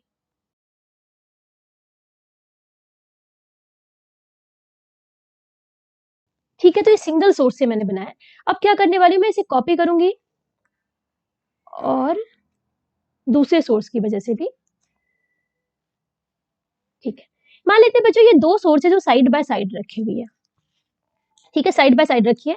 ये सोर्स S1 ले लो, इसे सोर्स S1 का नाम दे दो, इसे S2 का नाम दे दो। एंड मान लो ये राइट वो डायरेक्शन में जा रही है, इस डायरेक्शन में जा रही है, ठीक है। तो मैं थोड़ा सा और इस पिक्चर को अच्छा करने की कोशिश करती हूँ। पीछे वाले वेव फ्रंट को मैं, यस, अब ये थोड़ा अच्छा लग रहा है। अब बच्चों क्या करना है मुझे, देखो अब मुझे क्या करना है ना, मुझे पॉइंट ऑफ कंस्ट्रक्टिव इंटरफेरेंस की पॉइंट निकालनी है और डिस्ट्रक्टिव इंटरफेरेंस वाली पॉइंट निकालनी है। यानी जहां पे क्रेस्ट क्रेस्ट के साथ मिल रहा है या ट्रॉफ ट्रॉफ के साथ मिल रहा है, वहां पे कंस्ट्रक्टिव इंटरफेरेंस बन रहा है, मिनिमा बन रहा है, वहां पे इंटेंसिटी ज्यादा होने वाली है, तो वो पॉइंट खोजने वाले हैं। तो उस पॉइंट को मैं ब्लू कलर से, ऑरेंज कलर से बता देती हूँ। तो देखो यहाँ पे बच्चों ध्यान से, हाँ, ये वाली पॉइंट क्या ब्लू ब्लू से मिल रही है? क्या यहाँ पे हम कह सकते हैं कंस्ट्रक्टिव इंटरफेरेंस? क्या ये कह सकते हैं बच्चों अगेन यहाँ पे कंस्ट्रक्टिव? अब ये बच्चों थोड़ी सी डायग्राम मैंने वो स्केल से नहीं किया है ना, तो ये टेढ़ी बन गई है। नहीं, ये वाली पॉइंट लेती हूँ, ये साइड वाली है। हाँ देखो देखो देखो, ये पॉइंट हो गई, ये पॉइंट हो गई बच्चों blue blue, red red, blue blue, red red, ठीक है, again blue blue, red red, बहुत अच्छे, red red and blue blue, red red, सारे पॉइंट्स मिल गए, ब्लू ब्लू, देखो देखो देखो, सेम कलर को मैं यहाँ पे ऑरेंज से मार्क कर रही हूँ, ब्लू ब्लू, रेड रेड, है ना। यहाँ पे क्या मिल रहा है हमें बच्चों, कंस्ट्रक्टिव इंटर। और ये जानते हो बच्चों कंजिक्यूटिव होगा, बिकॉज ये वेव फ्रंट्स कंजिक्यूटिव है। ऐसा नहीं ना कि मतलब वेव फ्रंट के बीच की डिस्टेंस तुम्हारी हाफ वेवलेंथ होगी, ऐसा तो नहीं है ना, या 1/4 टाइम्स ऑफ वेवलेंथ होगी, ऐसा नहीं है। ये कंजिक्यूटिव वेवलेंथ है, ये बढ़ते मतलब हर पॉइंट पे wave, I mean her point पे वेव फ्रंट है, हर पॉइंट पे वेव फ्रंट है बच्चों। तो यहाँ पे ये कंजिक्यूटिव पॉइंट्स होंगे। तुम सोचो ना बच्चों, तो यहाँ पे अगर मैं सामने स्क्रीन रखूंगी ना, अगर मैं सामने कोई स्क्रीन रख दूं, अगर मैं सामने कोई स्क्रीन रख दूं ना, इस यहाँ पे ये बहुत सारे वेव फ्रंट्स होंगे, मैंने कुछ वेव फ्रंट्स ही बनाए हैं। क्या होगा बच्चों यहाँ पे, क्या होगा, क्या कह सकते हो कि इस पॉइंट पे हमें मैक्सिमा मिलेगा, सिमिलरली इस पॉइंट पे मैक्सिमा मिलेगा, सिमिलरली इस पॉइंट पे मैक्सिमा मिलेगा, सिमिलरली इस पॉइंट पे मैक्सिमा मिलेगा, इस पॉइंट पे मैक्सिमा मिलेगा।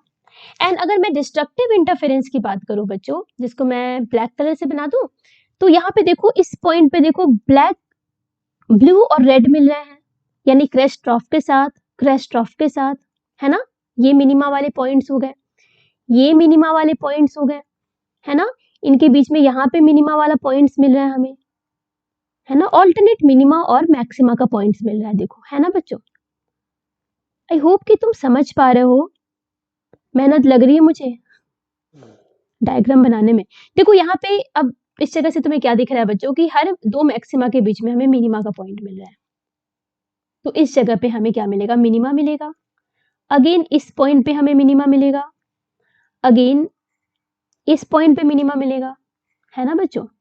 तो तुम्हें दिख रहा है दो कंसेक्यूटिव मैक्सिमा के बीच में मिनिमा मिल रहा है या दो कंसेक्यूटिव मिनिमा के बीच में मैक्सिमा मिल रहा है।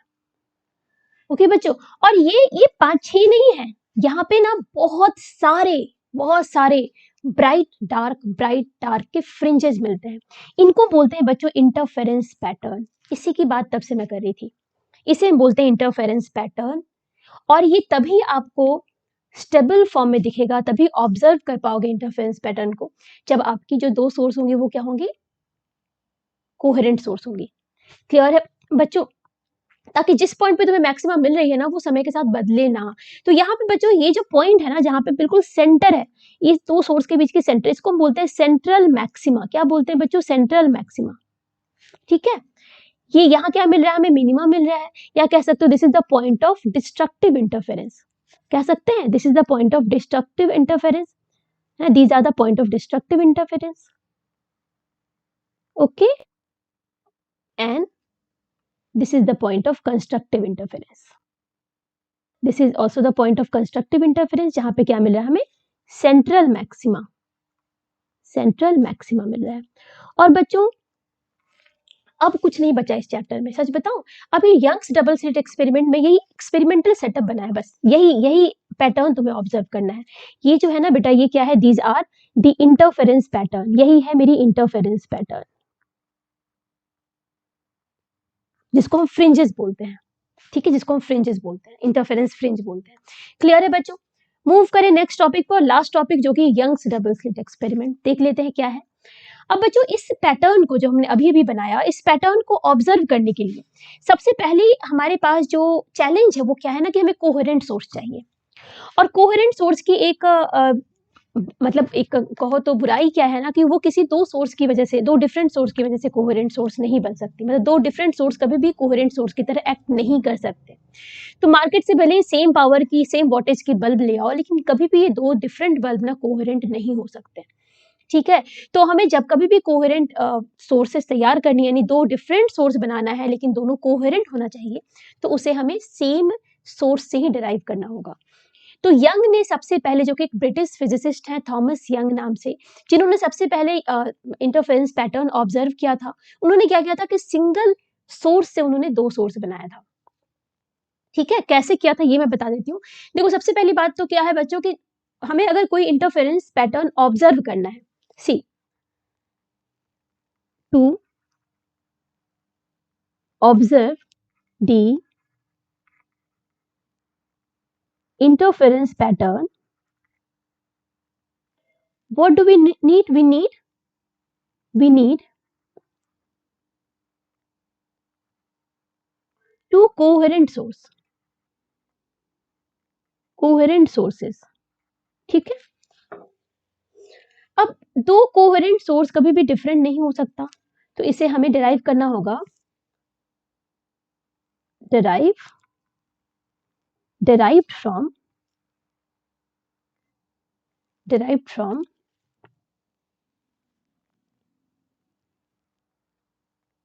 single source, derived from single source। तो यही काम किया यंग ने, यही काम किया थॉमस यंग ने अपने एक्सपेरिमेंट में। तो मैं पहले एक्सपेरिमेंटल सेटअप बता दो बच्चों, एक्सपेरिमेंटल सेटअप बता देती हूँ, फिर उन्होंने जो कैलकुलेशन है वो बता देते हैं। ठीक है, जो मैथमेटिकल कैलकुलेशन है वो भी बहुत आसान है। तो सबसे पहले सेटअप की बात करें तो क्या किया उन्होंने बच्चों, कि लाइट सोर्स लिया। ठीक है, लाइट सोर्स को पहले उन्होंने पॉइंट सोर्स में कन्वर्ट किया। अब देखो तुम कहीं किसी लाइट के पास खड़े हो तो वो लाइट तुम्हारे लिए पॉइंट सोर्स नहीं हो सकता जब तक कि तुम उस लाइट से काफी दूर पे ना जाओ। तो पॉइंट सोर्स बनाने के लिए क्या किया उन्होंने, एक ओपेक स्क्रीन ले लिया। ठीक है, एक ओपेक स्क्रीन लिया और इसके बीच में क्या किया, एक होल बना दिया, है ना। तो अब ये क्या हो गया, एक पॉइंट सोर्स की तरह बिहेव करेगा। कैसे बच्चों, कैसे करेगा, इधर से जो वेव फ्रंट्स आ रही होंगी ना, इधर से जो वेव फ्रंट्स आ रही होंगी, इस वेव फ्रंट की कोई एक पॉइंट होगी जो इस पिन होल से दिखेगा, समझ रहे हो। एंड फ्रॉम ह्यूगन प्रिंसिपल हमें क्या पता है कि वेव फ्रंट की हर पॉइंट ना सोर्स की तरह बिहेव करती है, तो ये पॉइंट भी सोर्स की तरह बिहेव करेगा, लेकिन ये पॉइंट सोर्स होगा। तो इन्होंने क्या किया, एक सोर्स को इन्होंने कन्वर्ट कर दिया पॉइंट सोर्स में, तो ये पहला काम किया। उसके बाद अब इस सोर्स को उनको दो सोर्स में कन्वर्ट करना था, मतलब सिंगल सोर्स से उनको दो सोर्स डिराइव करना था, जिससे कि हमको वो कोहेरेंट सोर्स मिलता। तो इन्होंने इसके सामने फिर से एक ओपेक स्क्रीन रखा, इसके सामने फिर से एक ओपेक स्क्रीन रखा, और अब की बार क्या किया इन्होंने, जैसे मान लो ये इसके मिड पॉइंट है, इन्होंने क्या किया, इसके ठीक मिड पॉइंट से ऊपर एक होल बनाया और सेम डिस्टेंस पे नीचे एक होल बनाया। अभी क्या होगा बच्चों, इस सिंगल होल से जो वेव फ्रंट्स निकलेंगी, इस सिंगल होल से जो वेव फ्रंट निकलेंगी, समझो ना बच्चों, वो स्फेरिकल शेप की होंगी। वेव फ्रंट्स क्या होंगे, स्फेरिकल शेप की होंगे, बिकॉज ये पॉइंट सोर्स है। तो वेव फ्रंट्स तो निकलेंगी स्फेरिकल शेप की होंगी, चलो निकली निकली निकली। जब ये यहाँ पे आती है, जब ये इस पॉइंट पे आती है बच्चों, किस पॉइंट पे, ये दो होल पे जब आती है, तो कैन वी से कि ये सिंगल वेव फ्रंट की ये दो डिफरेंट पॉइंट है। सिंगल वेव फ्रंट की दो डिफरेंट पॉइंट का मतलब समझो। वेव फ्रंट की क्या डेफिनेशन है ये समझो। वेव फ्रंट की डेफिनेशन क्या होती है, locus of all the points having same phase.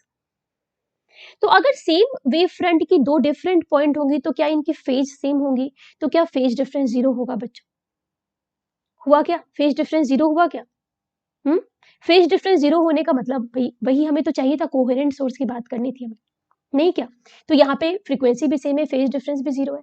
तो इस जगह में बच्चों अब ये दो सोर्स जो है ना, ये दो जो पिन होल है ना, that will behave as what, source S1 and source S2, ठीक है। और इसके सामने अब देखो बच्चों, ये सेम डायग्राम है। अगर मैं इसके सामने एक अगेन स्क्रीन रख लूं, एक स्क्रीन रख दूं जिसपे मुझे ये पैटर्न ऑब्जर्व करना है, ये पैटर्न देखना है, तो क्या तुम्हें दिख नहीं रहा है कि बच्चों ये दो सोर्स हैं, तो इन दो सोर्स से अगेन अब जो वेव फ्रंट्स बनेंगे, अब जो दो सोर्स से वेव फ्रंट्स बनेंगे, इनकी डिफरेंट पॉइंट पे क्रेस्ट क्रेस्ट से मिलेगा, ट्रॉफ ट्रॉफ से मिलेगा, एंड किसी किसी पॉइंट पे क्रेस्ट ट्रॉफ से भी मिलेगा, है ना। तो for different phase difference at different point we can say कि वहां पे कंस्ट्रक्टिव या डिस्ट्रक्टिव इंटरफेरेंस बनेगा। अगर सामने मैं स्क्रीन रख दूंगी ना, तो यहाँ पे स्क्रीन पे बीच में बिल्कुल क्या दिखेगा हमें, मैक्सिमा, सेंट्रल मैक्सिमा का नाम जिसको मैं दे रही हूँ। इसके बाद हमें क्या दिखेगा, मिनिमा। इसके बाद हमें क्या दिखेगा बच्चों, अगेन कंस्ट्रक्टिव इंटरफेरेंस। इसके बाद अगेन डिस्ट्रक्टिव इंटरफेरेंस, है ना। एंड सिमिलरली ये पैटर्न चलता जाएगा, चलता जाएगा, ठीक है ना। ये पैटर्न तुम्हारा काफी दूर तक ये पैटर्न देखने को मिलेगा, ठीक है। तो आई होप ये तुम समझ पा रहे हो। यहाँ पे ये जो सेकेंड वाली ओपेक स्क्रीन रखी है, जहाँ पे मैंने दो पिन होल बनाया है, ये सेम डायग्राम है बच्चों। ये जो मैंने लास्ट वाले स्लाइड पे ये बनाया है ना, ये सेम डायग्राम है। यहाँ पे भी दो सोर्स है, दो सोर्स से तुम्हारे वेव फ्रंट्स निकल रहे हैं, और कैसे इंटरफेयर कर रहे हैं, इंटरफेरेंस कैसे हो रहा है, कहाँ कंस्ट्रक्टिव कहाँ डिस्ट्रक्टिव बन रहा है। बिल्कुल सेंटर पे जाके देखोगे तो दोनों दो वेव जो यहाँ से निकलेंगे, यहाँ से निकलेंगे, दोनों की पाथ डिफरेंस ना सेम, आई मीन जीरो होगी, सेम पाथ होगी, तो जीरो पाथ डिफरेंस होगा। जीरो पाथ डिफरेंस के लिए भी नो कि हमें क्या मिलती है, कंस्ट्रक्टिव इंटरफेरेंस मिलती है। तो बिल्कुल सेंटर पे जाकर सेंट्रल मैक्सिमा मिलेगा, उसके आस अगल बगल क्या मिलेगा, मिनिमा मिलेगा, डिस्ट्रक्टिव इंटरफेरेंस, उसके बगल अगल क्या मिलेगा, कंस्ट्रक्टिव इंटरफेरेंस। तो कंटिन्यूअसली हमें एक डार्क और ब्राइट पैटर्न दिखता है जो हमारी स्क्रीन होती है, और इसे ही हम बोलते हैं इंटरफेरेंस फ्रिंजेस। क्या बात आई समझे बच्चों। तो ये यंग्स एक्सपेरिमेंट का तुम्हारा पूरा सेटअप है, ठीक है। तो आई होप ये समझ गए होंगे। अब हम बात करते हैं बच्चों की, what is the mathematical formula, हमें यहाँ पे क्या फॉर्मूला डिराइव करना है और कैसे वो हमारे न्यूमेरिकल में काम आने वाला है। तो न्यूमेरिकल्स भी हम देखने वाले हैं। तो यहाँ पे मेरे पास दो सोर्सेज हैं, S1 S2, और इसके सामने रखा है एक स्क्रीन, है ना, जहां पे हमको इंटरफेरेंस पैटर्न ऑब्जर्व करना है। क्लियर है। हमें इस दो कोहेरेंट सोर्सेज के बीच की डिस्टेंस पता है, ये जो दो होल हैं इनके बीच की डिस्टेंस पता है, और साथ ही साथ कोहेरेंट सोर्सेज और इस स्क्रीन के बीच की हमें डिस्टेंस पता है, इसे हम कैपिटल डी से डिनोट करते हैं, ठीक है।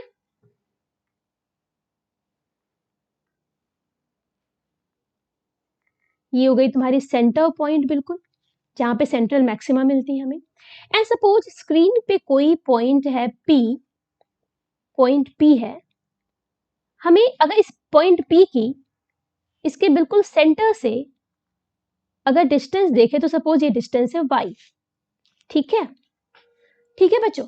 तो अगर मैं इस पॉइंट P पे ये निकालूं कि S1 S2 से निकलने वाली वेव की क्या पाथ डिफरेंस है, समझ रहे हो? अगर S1 से कोई वेव निकल के आ रही है, अगर S1 से कोई वेव निकल रही है,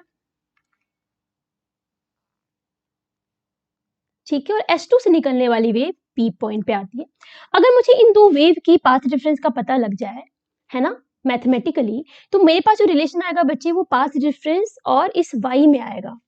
तो हमें ये पता लग जाएगा कि किस किस पॉइंट पे स्क्रीन के मैक्सिमा बन रहा है और किस किस पॉइंट पे मिनिमा बन रहा है, क्योंकि पाथ डिफरेंस हमें कंडीशन पता है, हमें पता है कि पाथ डिफरेंस की क्या वैल्यू होती है तो मैक्सिमा बनता है और क्या वैल्यू होती है तो मिनिमा बनता है। तो हमारा अभी एम यही है कि हम इस पाथ डिफरेंस और इस y के बीच में रिलेशन स्टेब्लिश करें। समझ आ रही है बात? तो इनके बीच की पाथ डिफरेंस हम निकालते हैं। तो बच्चों यहाँ पे अगर मैं लिखूं दैट पाथ डिफरेंस क्या हो जाएगा बच्चों, simply obviously this S2P is more than S1P, तो सिंपली क्या हो जाएगा S2P minus S1P, this will be the path difference. और ये कैसे लिख सकते हो बच्चों, अगर तुम बिल्कुल जेन्युइन इक्वेशन लिखो, बिल्कुल सही इक्वेशन लिखो बिना किसी अप्रोक्सीमेशन के, तो बच्चों यहाँ पे मुझे बताओ, एक सेकेंड रुको,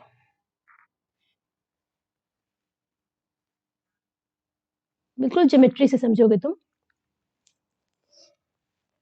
क्या कह सकते हैं हम कि ये वाली जो ये डिस्टेंस कितनी है, d/2 है, ये डिस्टेंस भी d/2 है ना बच्चों। तो इस ट्रायंगल में देखो S2P निकालना है ना, तो S2P क्या इस ट्रायंगल की, बड़े वाले राइट एंगल ट्रायंगल के हाइपोटेनस हो गई क्या बच्चों? हाँ, तो क्या हम यहाँ से S2P की वैल्यू नहीं लिख सकते?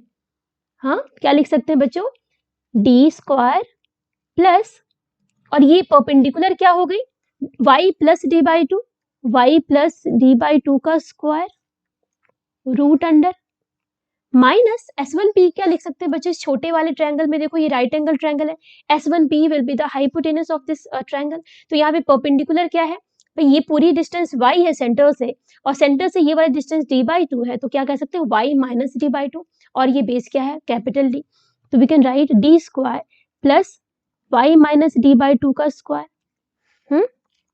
तो this would be the path difference at point P, है ना, फ्रॉम अगर दो वेव S1 S2 से निकल के आ रही है, this is the path difference. तो ये एक तुम्हारा बिना किसी अप्रोक्सीमेशन का ये प्योर तुम्हारा इक्वेशन है पाथ डिफरेंस का। लेकिन बिना अप्रोक्सीमेशन के बच्चों फिजिक्स या केमिस्ट्री या कोई भी सब्जेक्ट तुम बिना अप्रोक्सीमेशन के नहीं पढ़ सकते, है ना कहीं कुछ ना कुछ हमें अप्रोक्सीमेशन लेना होता है। तो इस जगह पे क्या अप्रोक्सीमेशन लेना है हमें, यहाँ पे जो स्क्रीन होती है ना बच्चों, जनरली जो स्क्रीन होती है ना वो काफी दूर होती है in comparison to this distance between the sources. जो कोहेरेंट सोर्स है मेरी, जो स्मॉल डी है, जनरली स्मॉल डी की वैल्यू कैपिटल डी से बहुत बहुत ज्यादा होती है बच्चों। यहाँ पे अप्रोक्सीमेशन क्या लेना है, देखो यहाँ पे अप्रोक्सीमेशन क्या लेना है, ये मैं लिख रही हूँ। अप्रोक्सीमेशन का यूज करोगे तो फॉर्मूला देखो बिल्कुल इजीली डिराइव कर लोगे।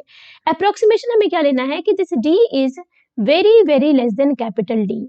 अगर डी जो स्क्रीन काफी अगर दूर होगा बच्चों, और अगर ये दो लाइट वेव काफी दूर से अगर आ रही होंगी किसी पॉइंट पी पे अगर इम्पिंज करी है, तो इन दो रेस को तुम पैरेलल मान सकते हो। बेसिकली हमें इन दो रे की को पैरेलल मानना है। अगर ऐसा होगा तो we can write that S1P is approximately parallel to what S2P।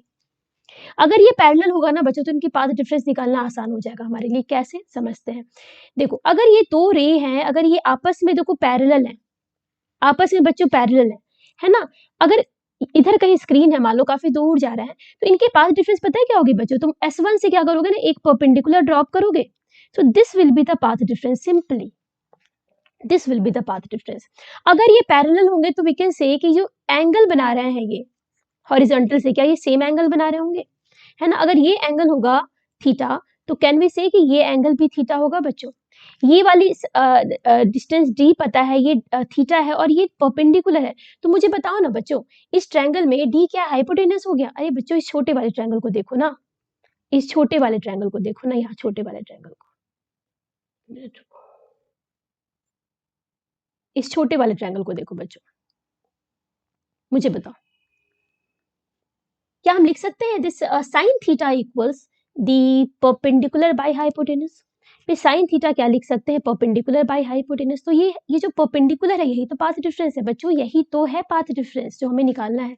तो यहाँ से बच्चों क्या हम लिख सकते हैं कि पाथ डिफरेंस इक्वल्स व्हाट, क्या लिख सकते हैं, डी इंटू साइन थीटा लिख सकते हैं क्या बच्चों। और ये बहुत इंपॉर्टेंट रिलेशन है, ये बहुत इंपॉर्टेंट रिलेशन इसलिए भी है बच्चों क्योंकि नेक्स्ट सेगमेंट में भी जो तुम्हें डिफ्रैक्शन पढ़ना है ना, वहां पे भी पाथ डिफरेंस कुछ ऐसे ही निकालना है हमें, है ना। पाथ डिफरेंस क्या हो जाएगा, डी साइन थीटा। ठीक है, अभी भी हमारा अभी अप्रोक्सीमेशन बचा हुआ है। अभी मान लेते हैं कि मान लो ये थीटा काफी स्मॉल है। थीटा का मतलब हो गया बच्चों, ये जो पैटर्न्स बन रहे हैं सामने स्क्रीन पे ये काफी पास पास है, तो ऑब्वियसली जो थीटा एंगल होगा वो छोटा होगा। तो अगर मान लो यहाँ पे फिर से एक अप्रोक्सीमेशन कि if theta is very small, अगर theta is very small approximately equal to 0, तो क्या हम साइन थीटा को बच्चों, क्या हम अप्रोक्सीमेटली इक्वल टू थीटा लिख सकते हैं, क्या इसे approximately equal to tan theta लिख सकते हैं, लिख सकते हैं क्या। और बच्चों यही से मैं इस इक्वेशन से ही मैं एक इक्वेशन डिराइव कर देती हूँ इस जगह से ही बच्चों। अगर मैं साइन थीटा को थीटा लिख सकती हूँ तो can we write this theta equals what, delta X by D, लिख सकते हैं क्या बच्चों। ये एंगुलर पोजीशन है, ये किसी भी फ्रिंज की ना एंगुलर पोजीशन है। अगर मुझे पाथ डिफरेंस पता है तो हम एंगुलर पोजीशन निकाल सकते हैं। तो डिफरेंट मैक्सिमा मिनिमा के लिए हमको एंगुलर पोजीशन इस इक्वेशन से निकल जाएगी। तो ये एक पहली यहाँ पे रिलेशन है जो तुम्हें याद करो या ना करो बच्चों, क्वेश्चंस में करवाऊंगी, तुम्हें बताऊंगी कि बिना फॉर्मूले के भी तुम इन्हें आराम से कर सकते हो। तुम्हें बस कुछ कॉन्सेप्ट्स का पता होना चाहिए, लाइक ये फॉर्मूला तुम्हें याद होना चाहिए। ये तभी कर पाओगे जब तुमने अप्रोक्सीमेशन ले रखी है और तुम्हारे दिमाग में पिक्चर बिल्कुल क्लियर है ना, पिक्चर क्लियर है तभी कर पाओगे। तो इस जगह पे बच्चों मैंने एक तो ये यहाँ पे क्या निकाला, this is the angular position, this is the angular position in terms of path difference. ठीक है, this is the angular position. अब लीनियर पोजीशन हमें निकालना है, तो यहाँ पे थीटा को अप्रोक्सीमेटली हम टेन थीटा लिख सकते हैं बच्चों। टेन थीटा अगर मैं इस डायग्राम में देखो, इस डायग्राम में बेटा इस जगह पे क्या ये थीटा है, क्या ये थीटा है। यहाँ से बच्चों टेन थीटा इस ट्रायंगल से, कौन सी ट्रायंगल, इस ट्रायंगल से बच्चों, इस ट्रायंगल से, इस ट्रायंगल से आप टेन थीटा इक्वल्स लिख सकते हो क्या, y अपॉन कैपिटल डी लिख सकते हो क्या बच्चों। तो tan theta equals what, y upon capital D, है ना। अगर मैं इसे इस इक्वेशन में सब्स्टिट्यूट कर दूं तो क्या लिख सकते हैं हम, डेल्टा एक्स इक्वल्स, इसे इस इक्वेशन में अगर मैं रख दूं, इस इक्वेशन में रख दूं तो क्या लिख सकते हैं, delta x equals D into y by capital D. मैंने साइन थीटा को रिप्लेस किया टेन थीटा से, फिर उसे रिप्लेस किया y बाई कैपिटल डी से। तो बच्चों यहाँ से ना मुझे क्या मिल रही है, यहाँ से मुझे ये लीनियर पोजीशन मिल रही है किसी भी इंटरफेरेंस पैटर्न की। y equals in terms of path difference क्या मिल जाएगा, y equals delta x into capital D by small D. ठीक है, तो ये मिल गई मुझे लीनियर पोजीशन। तो ये भी इंपॉर्टेंट है। तो जो जिसको मैं हाईलाइट कर रही हूँ ना, जो भी formula, those formulas are very important numerical solving के लिए।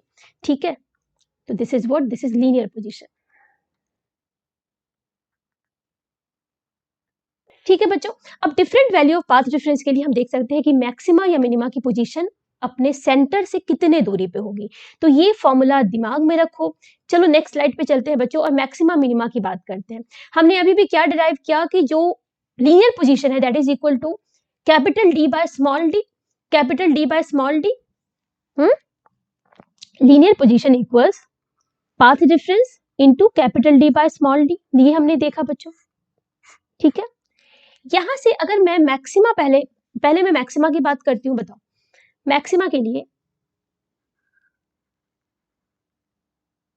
मैक्सिमा के लिए मुझे बताइए हमें क्या पता है बच्चों, पाथ डिफरेंस कितनी होनी चाहिए, this delta X should be equal to what, integer multiple of lambda बच्चों, है ना। तो यहां से बताओ y की वैल्यू कितनी आ रही है, हाँ n times of lambda capital D by small D. Means बच्चों सेंटर से इतनी इतनी पोजीशन पे हमें क्या मिलेगा, मैक्सिमा मिलेगा, सिंपल। यानी n की डिफरेंट वैल्यू के लिए y की डिफरेंट वैल्यू क्या होगी फॉर मैक्सिमा, n की वैल्यू 0 रखोगे तो y की वैल्यू 0, मतलब सेंटर पे मैक्सिमा मिल रहा है। n की वैल्यू 1 रखोगे तो y की value lambda d by small d, n की वैल्यू 2 रखिएगा तो इसकी वैल्यू आएगी twice lambda d by small d। Similarly 3 रखोगे तो इसकी वैल्यू आएगी 3 lambda d by small d, and so on बच्चों। ठीक है, तो इन पॉइंट्स पे हमें क्या मिलने वाला है, मैक्सिमा मिलने वाला है। क्या बात आई समझ में। सिमिलरली अगर मैं मिनिमा की बात करूं, अगर मैं मिनिमा की बात करूं बच्चों, तो मिनिमा के लिए जो पाथ डिफरेंस होता है क्या होता है, क्या odd multiple of half wavelength होता है बच्चों। हाँ, odd multiple of half wavelength, sorry half wavelength means half wavelength, 3 times of half wavelength, 5 times of half wavelength, 5 lambda by 2, 7 lambda by 2 and so on, इस तरीके से। तो यहाँ पे अगर मैं लीनियर पोजीशन में अगर डेल्टा एक्स की वैल्यू सब्सटीट्यूट करूं बच्चों, तो क्या लिख सकती हूँ, 2n+1 into lambda capital D by twice D. ठीक है, और यहाँ पे अगर मैं डिफरेंट वैल्यू के लिए, अगर मैं डिफरेंट वैल्यू ऑफ n के लिए 0, 1, 2, 3 के लिए मैं अगर y की पोजीशन निकालूं, मतलब y की वैल्यू निकालूं, पोजीशन ऑफ मिनिमा निकालूं, तो क्या आएगा बच्चों, 0 सब्सटीट्यूट करोगे तो ये आएगा simply lambda d by twice small d, and then 1 रखोगे तो 3 times of lambda d by twice d। Similarly, 5 times of lambda d by twice small d. Then similarly 7 lambda d by twice small d. These are the position of minima. And ऊपर वाली क्या थी, position of maxima. इसको मैं ऐसे लिख दूं क्या, y for constructive interference, और यहाँ लिख देती हूँ y for destructive interference। क्या बात आई बच्चों समझ में। अगर मैं स्क्रीन पे इसे तुम्हें बता सकूं, अगर स्क्रीन पे दिखाऊं बच्चों, तो समझो। अगर मैं यहाँ पे एक काम करती हूँ, lambda D bye twice D को ना मैं कोई वैल्यू मान लेती हूँ। सपोज ये वैल्यू है एक्स कहीं यूज किया है क्या मैंने, नहीं एक्स यूज किया है। ये वैल्यू मान लेती हूँ मैं अल्फा, मान लेते हैं अल्फा है। सपोज मान लिया कि this lambda D bye twice D is, या ट्वाइस डी नहीं लेती हूँ मैं, lambda D by small D is alpha suppose. ठीक है, तो इस हिसाब से मैं यहाँ पे क्या लिख सकती हूँ, इसे 0 लिख सकती हूँ बच्चों, 0, इसे अल्फा लिख सकती हूँ, इसे ट्वाइस अल्फा लिख सकती हूँ, इसे थ्राइस अल्फा लिख सकती हूँ, एंड सिमिलरली यहाँ पे क्या लिख सकती हूँ, अल्फा बाई 2, यहाँ क्या लिख सकती हूँ, 3 अल्फा बाई 2, 3 बाई 2 अल्फा, ये लिख सकती हूँ 5 by 2 alpha and 7 by 2 alpha. मैंने पता बच्चों क्यों लिखा है ऐसे, ताकि आप इसको विजुअलाइज कर पाओ कि सेंटर से अगर हम ऊपर की तरफ या नीचे की तरफ बढ़ेंगे ना, तो हमें पहले क्या मिलेगा, सेंटर पे तो हमें मिल रहा है मैक्सिमा, ये तो हमें दिख रहा है। इस पॉइंट के बाद क्या आ रहा है बच्चों, इस 0 के बाद मान लो ये पहले मैक्सिमा मिल रहा है, इस 0 के बाद अल्फा आ रहा है, अल्फा बाय 2 आ रहा है, क्या आ रहा है, पहले अल्फा बाय 2 आएगा ऑब्वियसली, तो ये सेकंड हमें क्या मिलेगा, पहला मिनिमा मिलेगा। इसके बाद बच्चों जो स्क्रीन है उस पर क्या आएगा, अल्फा बाय 2 के बाद अल्फा आएगा, ठीक है। थर्ड पोजीशन पे क्या मिलेगा हमें, फर्स्ट मैक्सिमा मिलेगा, मतलब सेंटर मैक्सिमा के बाद पहला मैक्सिमा। अल्फा के बाद क्या होता है बच्चों, 2 अल्फा या 3 alpha by 2, obviously 3 alpha by 2, तो ये फोर्थ, ये फिफ्थ, देन ये सिक्स्थ, देन ये सेवेंथ, एंड देन ये एट, एंड देन ये 9, एंड देन सो ऑन। तो हमें पहले क्या मिल रहा है, centre maxima, then first minima, then first secondary maxima कह सकते हो उसको, देन सेकेंड मिनिमा मिल रहा है, देन सेकेंड सेकेंडरी मैक्सिमा मिल रहा है, देन अगेन थर्ड मिनिमा मिलेगा, फिर third secondary maxima and so on. इस तरीके से हमें alternate bright and dark fringes मिलेंगे। क्या बात आ रही है समझ में बच्चों। यानी अगर मेरे पास ये स्क्रीन है, अगर मेरी ये स्क्रीन है ना बच्चों, अगर ये स्क्रीन है, ठीक है, तो इस पॉइंट पे तो हमें सेंट्रल मैक्सिमा मिल रहा है, उसके बाद हमारी पहली क्या मिलती है, मिनिमा मिलती है। अगर मैं इस डिस्टेंस को देखूं तो this distance would be what, क्या मिलेगा बच्चों, ये डिस्टेंस क्या होगी, पहली मिनिमा की क्या होगी, ये lambda capital D bye twice D. इसके बाद हमें स्क्रीन पे क्या मिलने वाला है, इसके बाद हमें स्क्रीन पे क्या मिलने वाला है बच्चों, मैक्सिमा मिलेगा। इसकी डिस्टेंस देखो बताओ कितनी होगी, ये होगा lambda D by small D. उसके बाद हमें अगेन मिनिमा मिलेगा, है ना, अब इसकी डिस्टेंस क्या हो जाएगी, thrice lambda D by twice D.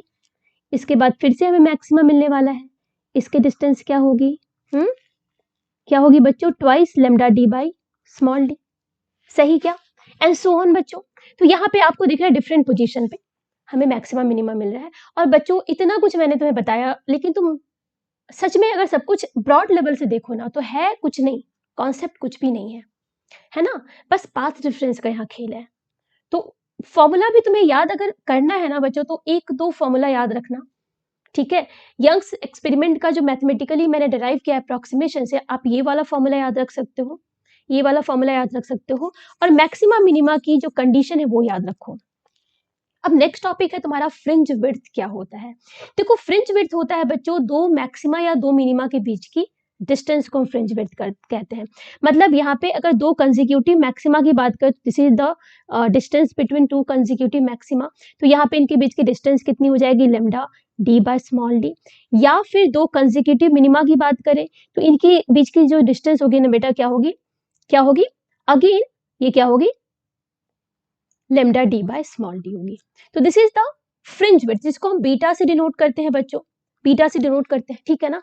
तो beta would be the separation between two consecutive maxima और मिनिमा। तो इसको हम ऐसे डिफाइन कर सकते हैं, मान लो y एट n+1 ले लेते हैं, माइनस y एट n ले लेते हैं, मान लेते हैं मैक्सिमा की बात कर रहे हैं, तो मैक्सिमा के लिए क्या हो जाएगा, ये n+1 into lambda D by small D minus n into lambda D by small D. तो इसकी वैल्यू सिंपली कितनी आ जाएगी, beta equals lambda D by small D. क्या बात आ रही है समझ में, this is the fringe width बच्चों।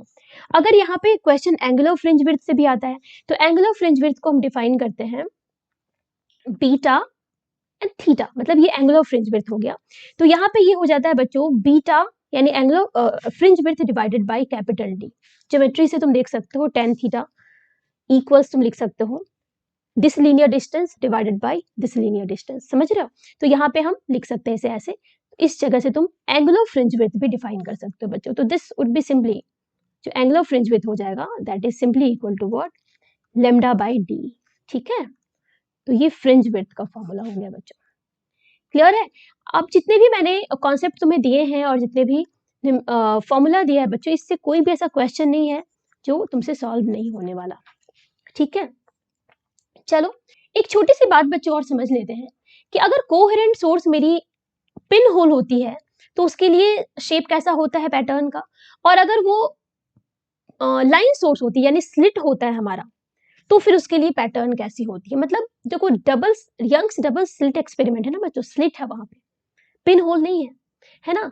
हालांकि सब कुछ सेम रहेगा, मैथमेटिकल एक्सप्रेशन वगैरह कुछ डिफर नहीं करने वाला, बस मैं अभी पैटर्न की शेप की बात कर रही हूँ, ठीक है। लिख लो शेप ऑफ द इंटरफेरेंस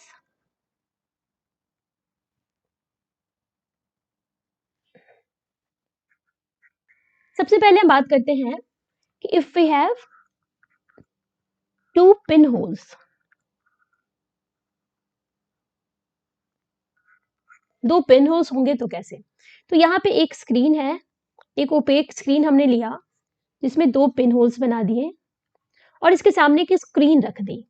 अब बच्चों ये जो स्क्रीन पे पैटर्न बनते हैं, जो फ्रिंजेस बनते हैं ना, ये सोर्स S1 है, ये सोर्स S2 है। किसी पॉइंट की मैं बात करूं तो पॉइंट P की बात करूं तो वी कैन से कि ये जो ब्राइट या डार्क की जो पैटर्न बन रही है बच्चों, ये जो S2P माइनस S1P क्या है, पाथ डिफरेंस है दैट उस पॉइंट पे।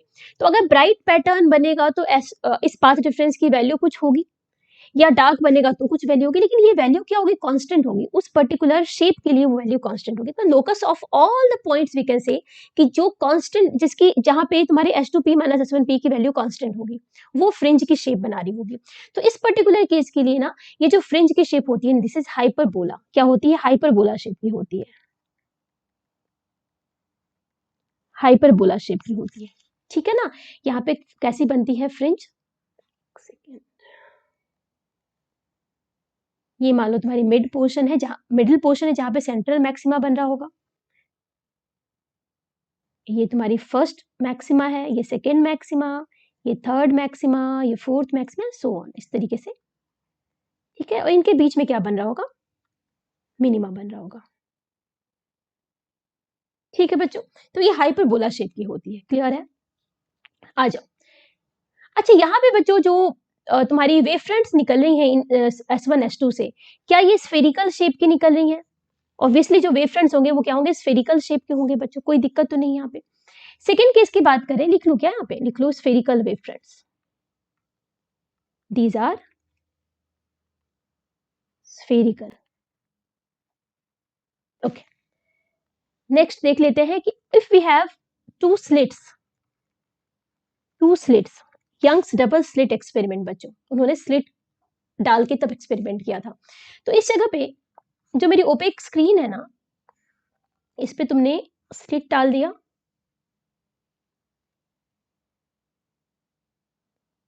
मुझे बताओ सबसे पहले तो इससे जो वेव फ्रंट्स निकलेंगी उसकी शेप क्या होगी बच्चों? जो वेव फ्रंट होगी उनकी शेप क्या कह सकते हैं, सिलेंड्रिकल शेप की वेव फ्रंट निकलेंगी, because this two slit will behave as a two line source बच्चों।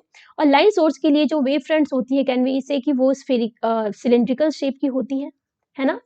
अच्छा, जिस पॉइंट पे जो लोकस ऑफ पॉइंट्स होंगे जहां पे इंटरसेक्ट करेंगे, क्या वो स्ट्रेट लाइन होंगे? क्या वो लाइन होंगे बच्चों? तो ऑब्वियसली वी कैन से मतलब इस लॉजिक से हम कह सकते हैं कि यहाँ पे जो तुम्हारे पैटर्न बनेंगे ना वो स्ट्रेट लाइन बनेंगे। सिंपल सी बात है, कैसे बनेंगे? स्ट्रेट लाइन के बनेंगे। ठीक है, यहाँ पे जो पैटर्न होगा ये क्या होगा? स्ट्रेट लाइन होगा।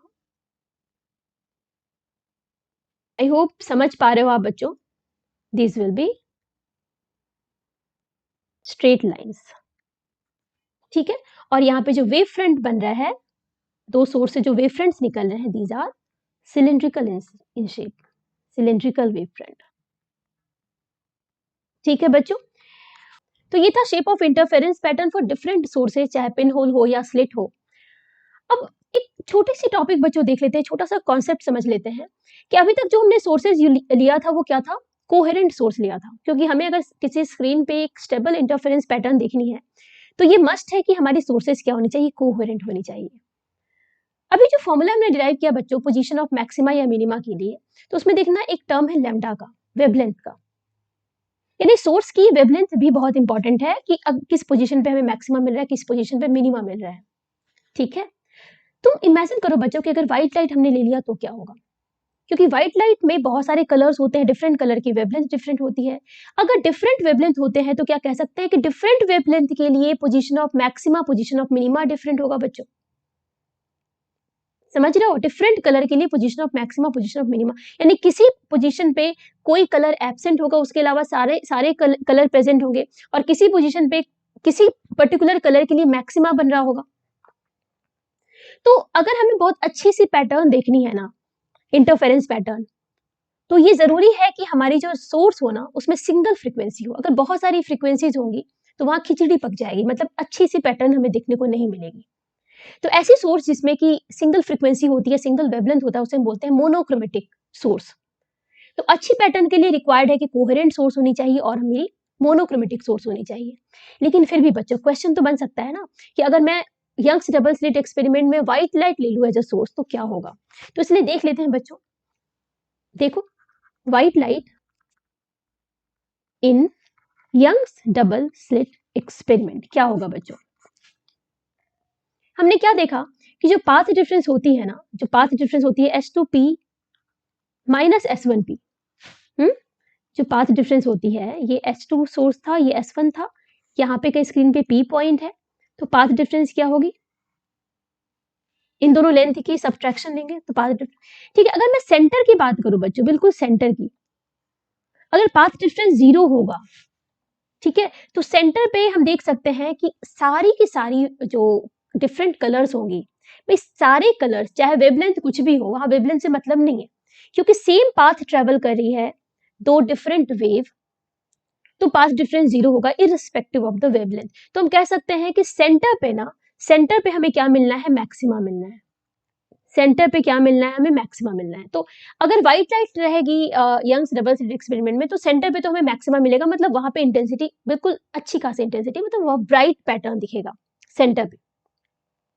सेंटर के जस्ट ऊपर या जस्ट नीचे क्या दिखता है हमको? फर्स्ट मिनिमा दिखता है बच्चों। अब फर्स्ट मिनिमा की बात करें फर्स्ट मिनिमा की बात करें तो मुझे बताइए फर्स्ट मिनिमा के लिए पाथ डिफरेंस कितनी होनी चाहिए, यानी S2P माइनस S1P क्या होनी चाहिए बच्चों, क्या ये हाफ वेवलेंथ होनी चाहिए, होनी चाहिए क्या? ठीक है, मुझे बताइए वेवलेंथ जो है वॉयलेट के लिए और रेड के लिए किसकी ज्यादा होती है, क्या रेड की वेवलेंथ ज्यादा होती है? अगर रेड की वेवलेंथ ज्यादा होती है तो कैन वी से कि फर्स्ट मिनिमा किसके लिए होगी, बताओ ना बच्चों, ये जो पाथ डिफरेंस है किसकी कम होगी, मतलब समझ रहे हो, सेंटर से कौन सी पॉइंट ज्यादा नजदीक होगी, वॉयलेट के लिए, यानी कह सकते हैं first minima will be for violet, violet की मिनिमा बनेगी फिर रेड की मिनिमा बनेगी बच्चों। तो अगर मैं सेंटर के जस्ट अगल बगल जाऊं, ऊपर नीचे जाऊं, तो हमें पहले कौन सी कलर दिखेगी, ऐसे क्वेश्चन आ सकते हैं। तो बिकॉज वॉयलेट के लिए तो मिनिमा बन गया, तो हमें जो मतलब कह सकते हैं जो अपीयर होगा कलर वो रेडिश होगा, ठीक है, तो लिख लो the colour that appears first is red, ठीक है, बिकॉज वॉयलेट के लिए मिनिमा बन गई है, तो अब जो कलर दिखेगा पी मतलब कह सकते हैं वो रेडिश दिखेगा।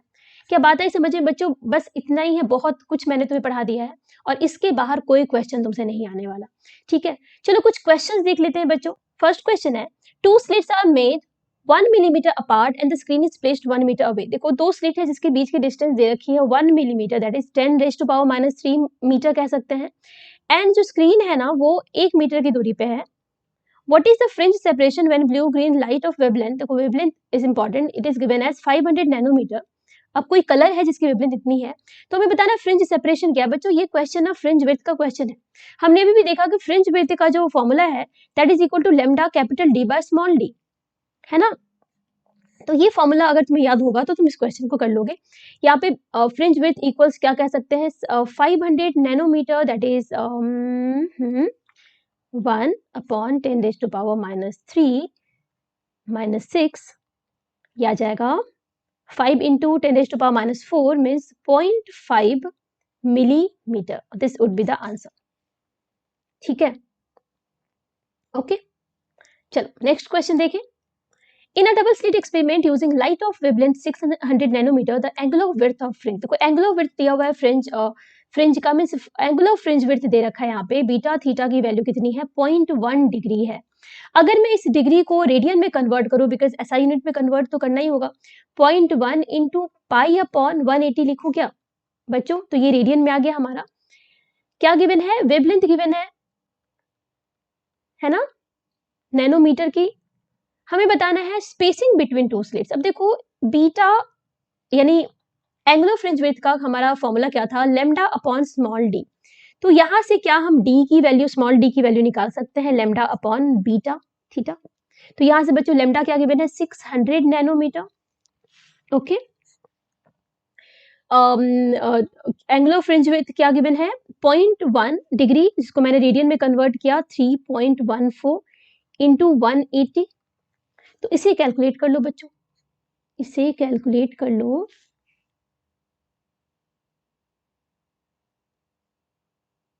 6 इंटू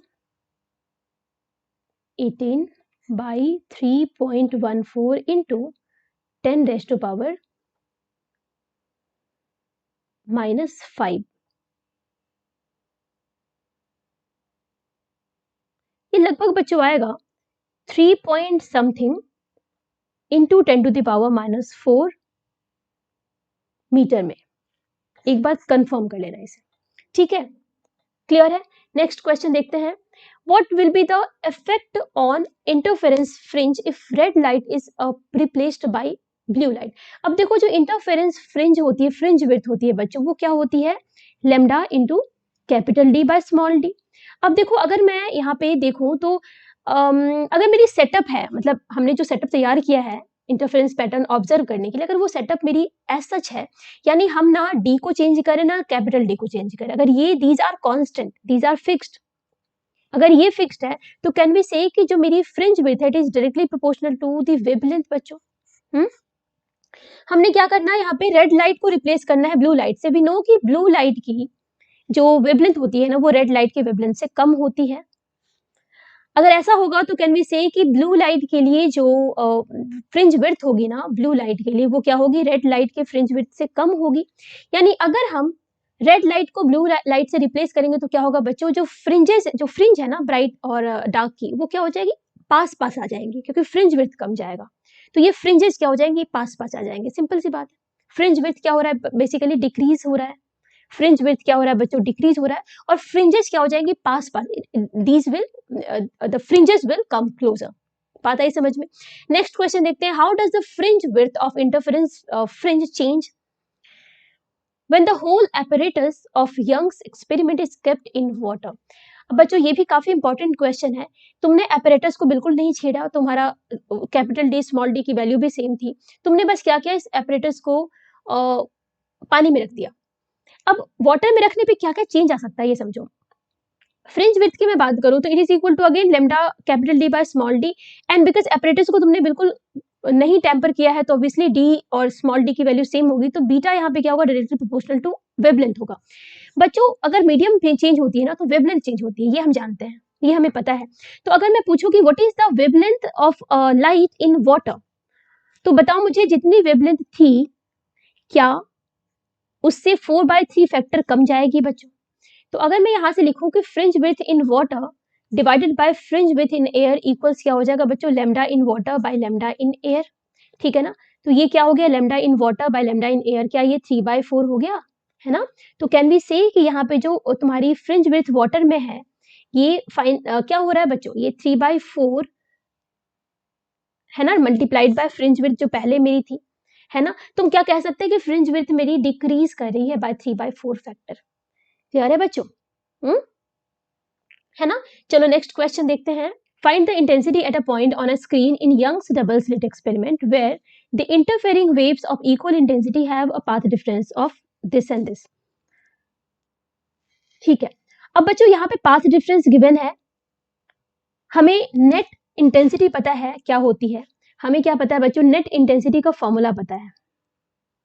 ठीक है, क्या होता है ये, 4I0 cos स्क्वायर 5/2। याद है बच्चों, ये फॉर्मूला याद है, नहीं याद है तो डिराइव कर लेना इस एग्जाम में। भाई आई नेट क्या होता है, this is equal to I1 plus I2 plus twice root under I1 root under I2 cos 5, है ना। तो यहाँ पे I1 I2 की वैल्यू को सेम ले लेना, तो यहाँ से आ जाएगा 2I को तुम कॉमन ले लो, 1 प्लस cos 5 आ गया, cos 1 प्लस cos 5 क्या हो जाएगा, 2 cos स्क्वायर 5/2, तो यहाँ से आ जाएगा 4I cos स्क्वायर 5/2। तो ये है तुम्हारी नेट इंटेंसिटी की वैल्यू है, ठीक है ना। तो ये where I0 is the intensity due to a single source. Clear है। मान लो ये I0 गिवन है, सपोज ये I0 गिवन है, have a path difference of this. अब बच्चों यहाँ पे इस इंटेंसिटी को निकालने के लिए ना, हमें इंटेंसिटी निकालना है तो हमें फेज डिफरेंस तो चाहिए फाई की वैल्यू, तो फाई की वैल्यू के लिए हमको पाथ डिफरेंस चाहिए। पाथ डिफरेंस गिवन है क्वेश्चन में। अब समझो हमें क्या पता है बच्चों कि फेज डिफरेंस इक्वल्स क्या होता है ना, k इंटू पाथ डिफरेंस होता है, या कह सकते हैं 2π/λ इंटू पाथ डिफरेंस। तो ये फॉर्मूला भी मैंने कहा था आपको याद करने के लिए, क्यों कहा था आप समझ आ रहा है। ये फॉर्मूला भी इंपॉर्टेंट है, ये फॉर्मूला भी इंपॉर्टेंट है बच्चों। अब इन दो डिफरेंट क्वेश्चन की मैं बात करूं तो यहाँ पे फर्स्ट क्वेश्चन में गिवन है कि जो पाथ डिफरेंस है दैट इज इक्वल टू λ/4। तुम वैसे भी देख के बता सकते हो बच्चों, λ/4 का मतलब 1/4 ऑफ कंप्लीट वेवलेंथ। भाई 1/4 ऑफ कंप्लीट वेवलेंथ के करस्पॉन्डिंग क्या फेज डिफरेंस आएगा, क्या π/2 का फेज डिफरेंस नहीं आएगा बच्चों, निकाल लो ना, π/2 का ही फेज डिफरेंस होगा। तुम विजुअलाइज करके देख सकते हो वेव फॉर्म को। फाई इक्वल्स क्या लिखे, 2π/λ इंटू डेल्टा एक्स λ/4। दिखा, π/2 आता हुआ दिख रहा है। क्लियर है बच्चों। तो अब इस फाई के लिए देखो, ऐसे क्वेश्चन में हमेशा क्या करोगे, फाई निकालोगे, फेज डिफरेंस निकालोगे, फिर उसे इंटेंसिटी के फॉर्मूले में पुट कर दोगे। तो इस जगह पे अगर मैं लिखूं तो आई नेट क्या हो जाएगा बच्चों, आई नेट इक्वल्स क्या हो जाएगा, 4I0 cos स्क्वायर 5/2 मीन्स π/4। ठीक है। तो यहाँ से cos π/4 1/√2, 1/√2 का स्क्वायर 1/4, तो ये आ जाएगा, सॉरी 1/2, तो ये आ जाता है बच्चों ट्वाइस ऑफ I0, ये आ जाएगा ट्वाइस ऑफ I0। सेकंड में देखें तो सेकंड में तुम्हारा जो पाथ डिफरेंस है इट इज गिवन एज λ/3, यानी one third of the complete path complete wavelength. One third complete wavelength का मतलब क्या हो गया? बताओ फेज डिफरेंस कितनी होनी चाहिए बिना फॉर्मूले में रखे, बताओ, सोचो ना। One third of complete wavelength, तो वन थर्ड ऑफ 2 पाई क्या हो जाएगा बच्चों? वन थर्ड ऑफ 2 पाई क्या होगा? क्या 2 पाई/3 क्या 120 डिग्री होगा बच्चों? नहीं होगा क्या? बताओ ना। क्या लिखे? 2 पाई/λ इंटू λ/3। बच्चों क्या ये 2 पाई/3 आ गया? क्या ये 120 डिग्री है? नहीं है। आई नेट की वैल्यू निकालो। आई नेट में पुट कर दो फाई की जगह पे, तो फाई की जगह पे रखोगे तो 5/2 क्या आ जाएगा? पाई/3 ना। तो 4I0 cos square pi. cos pi means cos 60 means half square 1/4 means ये आ जाएगा तुम्हारा I0 सिंपली। क्लियर है बच्चों? समझ रहे हो? ठीक है, नेक्स्ट क्वेश्चन पे मूव ऑन करें। In Young's double slit experiment using monochromatic light, देखो यहाँ मोनोक्रोमेटिक लाइट की बात है, मतलब सिंगल वेवलेंथ है यहाँ पे, of wavelength lambda, the intensity of light at a point on screen where path difference is lambda. देखो पाथ डिफरेंस लैम्डा का मतलब वो क्या बना रहा है? मैक्सिमा बना रहा है। तो जहां पे पाथ डिफरेंस मेरी लैम्डा है, यानी वहां पे क्या बन रही है? मैक्सिमा बन रही है। और क्या गिवन है कि इंटेंसिटी उस जगह पे क्या है? के यूनिट है, मतलब इंटेंसिटी जो मैक्सिमा है दैट इज इक्वल टू के। I max is equal to k is given in the question. Find out the intensity of light at a point where path difference is λ/3. अब यहाँ पे बच्चों अगर पाथ डिफरेंस मेरी given है λ/3 की, तो क्यों ना मैं एक काम करूं, इस पाथ डिफरेंस का यूज करके मैं क्या निकालूं? फेज डिफरेंस निकालूं, है ना। एंड फेज डिफरेंस क्या होगी? 120 डिग्री बच्चों। One third of wavelength means one third of 2 pi means what? 2 pi. Clear है? अगर फेज डिफरेंस आ गई तो मैं क्या उस पॉइंट पे इंटेंसिटी निकालूं? इंटेंसिटी क्या हो जाएगी बच्चों? 4I0 cos स्क्वायर 5/2, है ना। तो अभी भी हमने देखा कि इसकी वैल्यू कितनी आ रही है? I0 आ रही है, where I0 is the intensity due to single source. Clear है? अब हमें बिकॉज क्वेश्चन में के के टर्म में लिखा है, के दिया है, I0 तो गिवन है नहीं क्वेश्चन में, तो हमको के टर्म में ही आंसर चाहिए। बच्चों हमें पता है कि I max जहां पे तुम्हारी कंस्ट्रक्टिव इंटरफेरेंस होती है उस जगह पे जो इंटेंसिटी होती है इसकी वैल्यू क्या होती है? 4I0 होती है। ठीक है, अगर if I0 is the intensity due to single source, तो इसकी वैल्यू क्या होती है? 4I0 होती है। तो इस हिसाब से बच्चों I0 की वैल्यू यहाँ से क्या आ गई? I0 क्या आ गया? k/4। तो हमारी जो इंटेंसिटी है ना इस पॉइंट पे कितनी आ रही है? k/4 आ रही है। This is the answer. जहां पे तुम्हारी पाथ डिफरेंस λ/3 होगी वहां पे इंटेंसिटी क्या होगी? मैक्सिमम इंटेंसिटी का 1/4 टाइम्स होगा। क्लियर है? चलो नेक्स्ट क्वेश्चन देखते हैं। The intensity at the central maxima in a Young's double slit experiment is I0। ठीक है, सेंट्रल मैक्सिमा पे बच्चों इंटेंसिटी गिवन है, यानी I max की वैल्यू क्या गिवन है? I0 की equal. If the distance OP equals 1/3 of the fringe width of the pattern. देखो ये मेरी स्क्रीन है, ये पॉइंट O ले लो, यहाँ पे सेंट्रल मैक्सिमा बन रहा है, यहाँ पे इंटेंसिटी कितनी है? I0 गिवन है। और यहाँ पे कोई पॉइंट P है जहाँ पे इंटेंसिटी हमें शो करना है कि इस पॉइंट पे इंटेंसिटी I0/4 होगी अगर OP के बीच की distance 1/3 of the fringe width होगी, यानी यहाँ पे y की वैल्यू दे रखी है β/3। अब बच्चों किसी भी पॉइंट पे अगर स्क्रीन पे हमें अगर इंटेंसिटी निकालनी होती है तो हमें फॉर्मूला तो पता है, हम वी नो कि इंटेंसिटी का फॉर्मूला होता है I नेट क्या होता है? 4I0 into cos square 5/2। अब बच्चों ये I0 हम नहीं लिख सकते यहाँ बिकॉज क्वेश्चन में ऑलरेडी I0 गिवन है, तो मैं मान लेती हूँ I। Suppose I is the intensity due to any of the sources. ठीक है, तो ये एक फॉर्मूला तो ये तुम्हें पता होना चाहिए, इसके लिए तुम्हें फाई पता होना चाहिए, फाई के लिए तुम्हें पाथ डिफरेंस पता होना चाहिए, पाथ डिफरेंस के लिए बच्चों यहाँ पे y की वैल्यू दे रखी है। समझ रहे हो कितने सारे फॉर्मूला यहाँ इन्वॉल्व हो रहे हैं। तो बच्चों पाथ डिफरेंस और ये जो पोजीशन है तुम्हारी P पॉइंट की फ्रॉम द सेंटर, इसके बीच का क्या रिलेशन है याद करो। डेल्टा x की वैल्यू क्या थी? d sin theta. याद है बच्चों? sin थीटा को हमने tan थीटा लिखा था, एंड tan थीटा क्या होगी? Perpendicular by base means y by capital D। मैं कहती हूँ ना फॉर्मूला रटो मत, पिक्चर याद रखो, सब याद रहेगा। डेल्टा एक्स की वैल्यू डी साइन थीटा क्यों होती है? क्योंकि हमने दोनों को पैरेलल माना था, है ना, परपेंडिकुलर ड्रॉप करके। पिक्चर याद रहेगी बच्चों, मैं बार बार कहती हूँ, सारा फॉर्मूला याद रहेगा।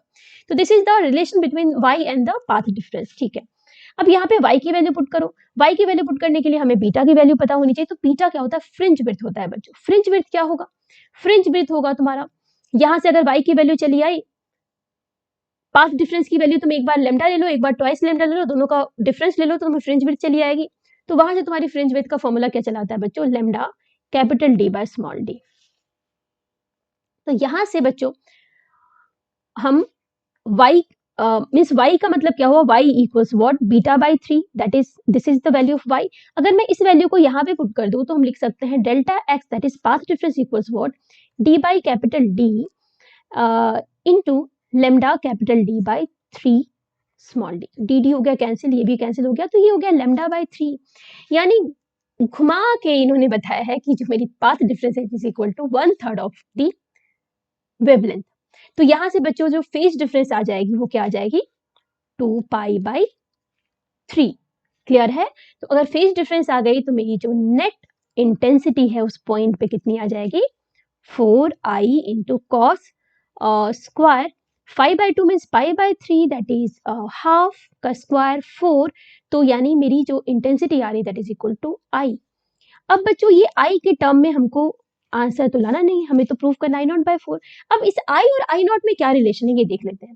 देखो सेंट्रल मैक्सिमा पे जो हमें इंटेंसिटी मिल रही है वो I0 की मिल रही है, एंड वी नो कि जो मैक्सिमम इंटेंसिटी होती है ना it is equal to 4 times of the intensity due to a single source. ठीक है, तो it is equal to 4i।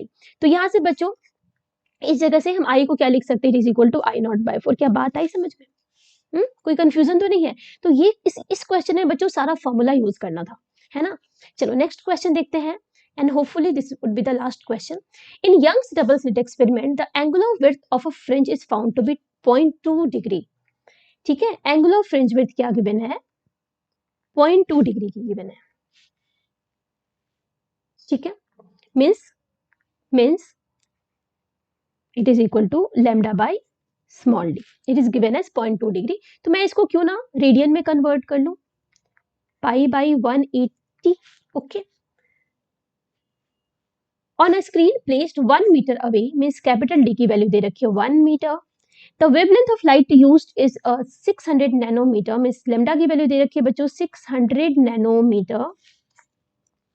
ठीक है, what will be the angular width of the fringe if the entire experimental apparatus is immersed in water।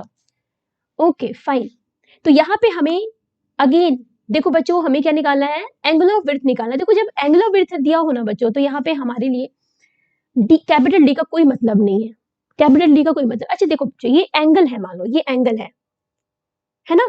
तुम्हारी screen यहाँ रखी हो, यहाँ रखी हो, यहाँ रखी हो, क्या इस एंगल को कोई फर्क पड़ना? बताओ। हाँ, ये एंगल कहाँ जाके मतलब ये वाली जो रे है वेव है वो कहाँ जाके इम्पेंज करेगी? तो ये वाई पे मैटर करेगा, लेकिन ये एंगल पे कोई फर्क नहीं पड़ना। ठीक है, तो कैपिटल डी का यहाँ कोई मतलब नहीं है। चलो हमें क्या निकालना है? Angular width of fringe if the entire. अच्छा हमें वाटर के अंदर एंगुलर विड्थ निकालना है। तो इस जगह से बच्चों अगर मेरी apparatus सेम है, तुम कह सकते हो स्मॉल d की वैल्यू भी तुम चेंज नहीं कर रहे, तो वी कैन से कि जो मेरी एंगुलर विड्थ है it is directly proportional to what? Wavelength, है ना। तो वी कैन राइट, लिख सकते हैं क्या? लिख सकते हैं बच्चों, कोई दिक्कत नहीं।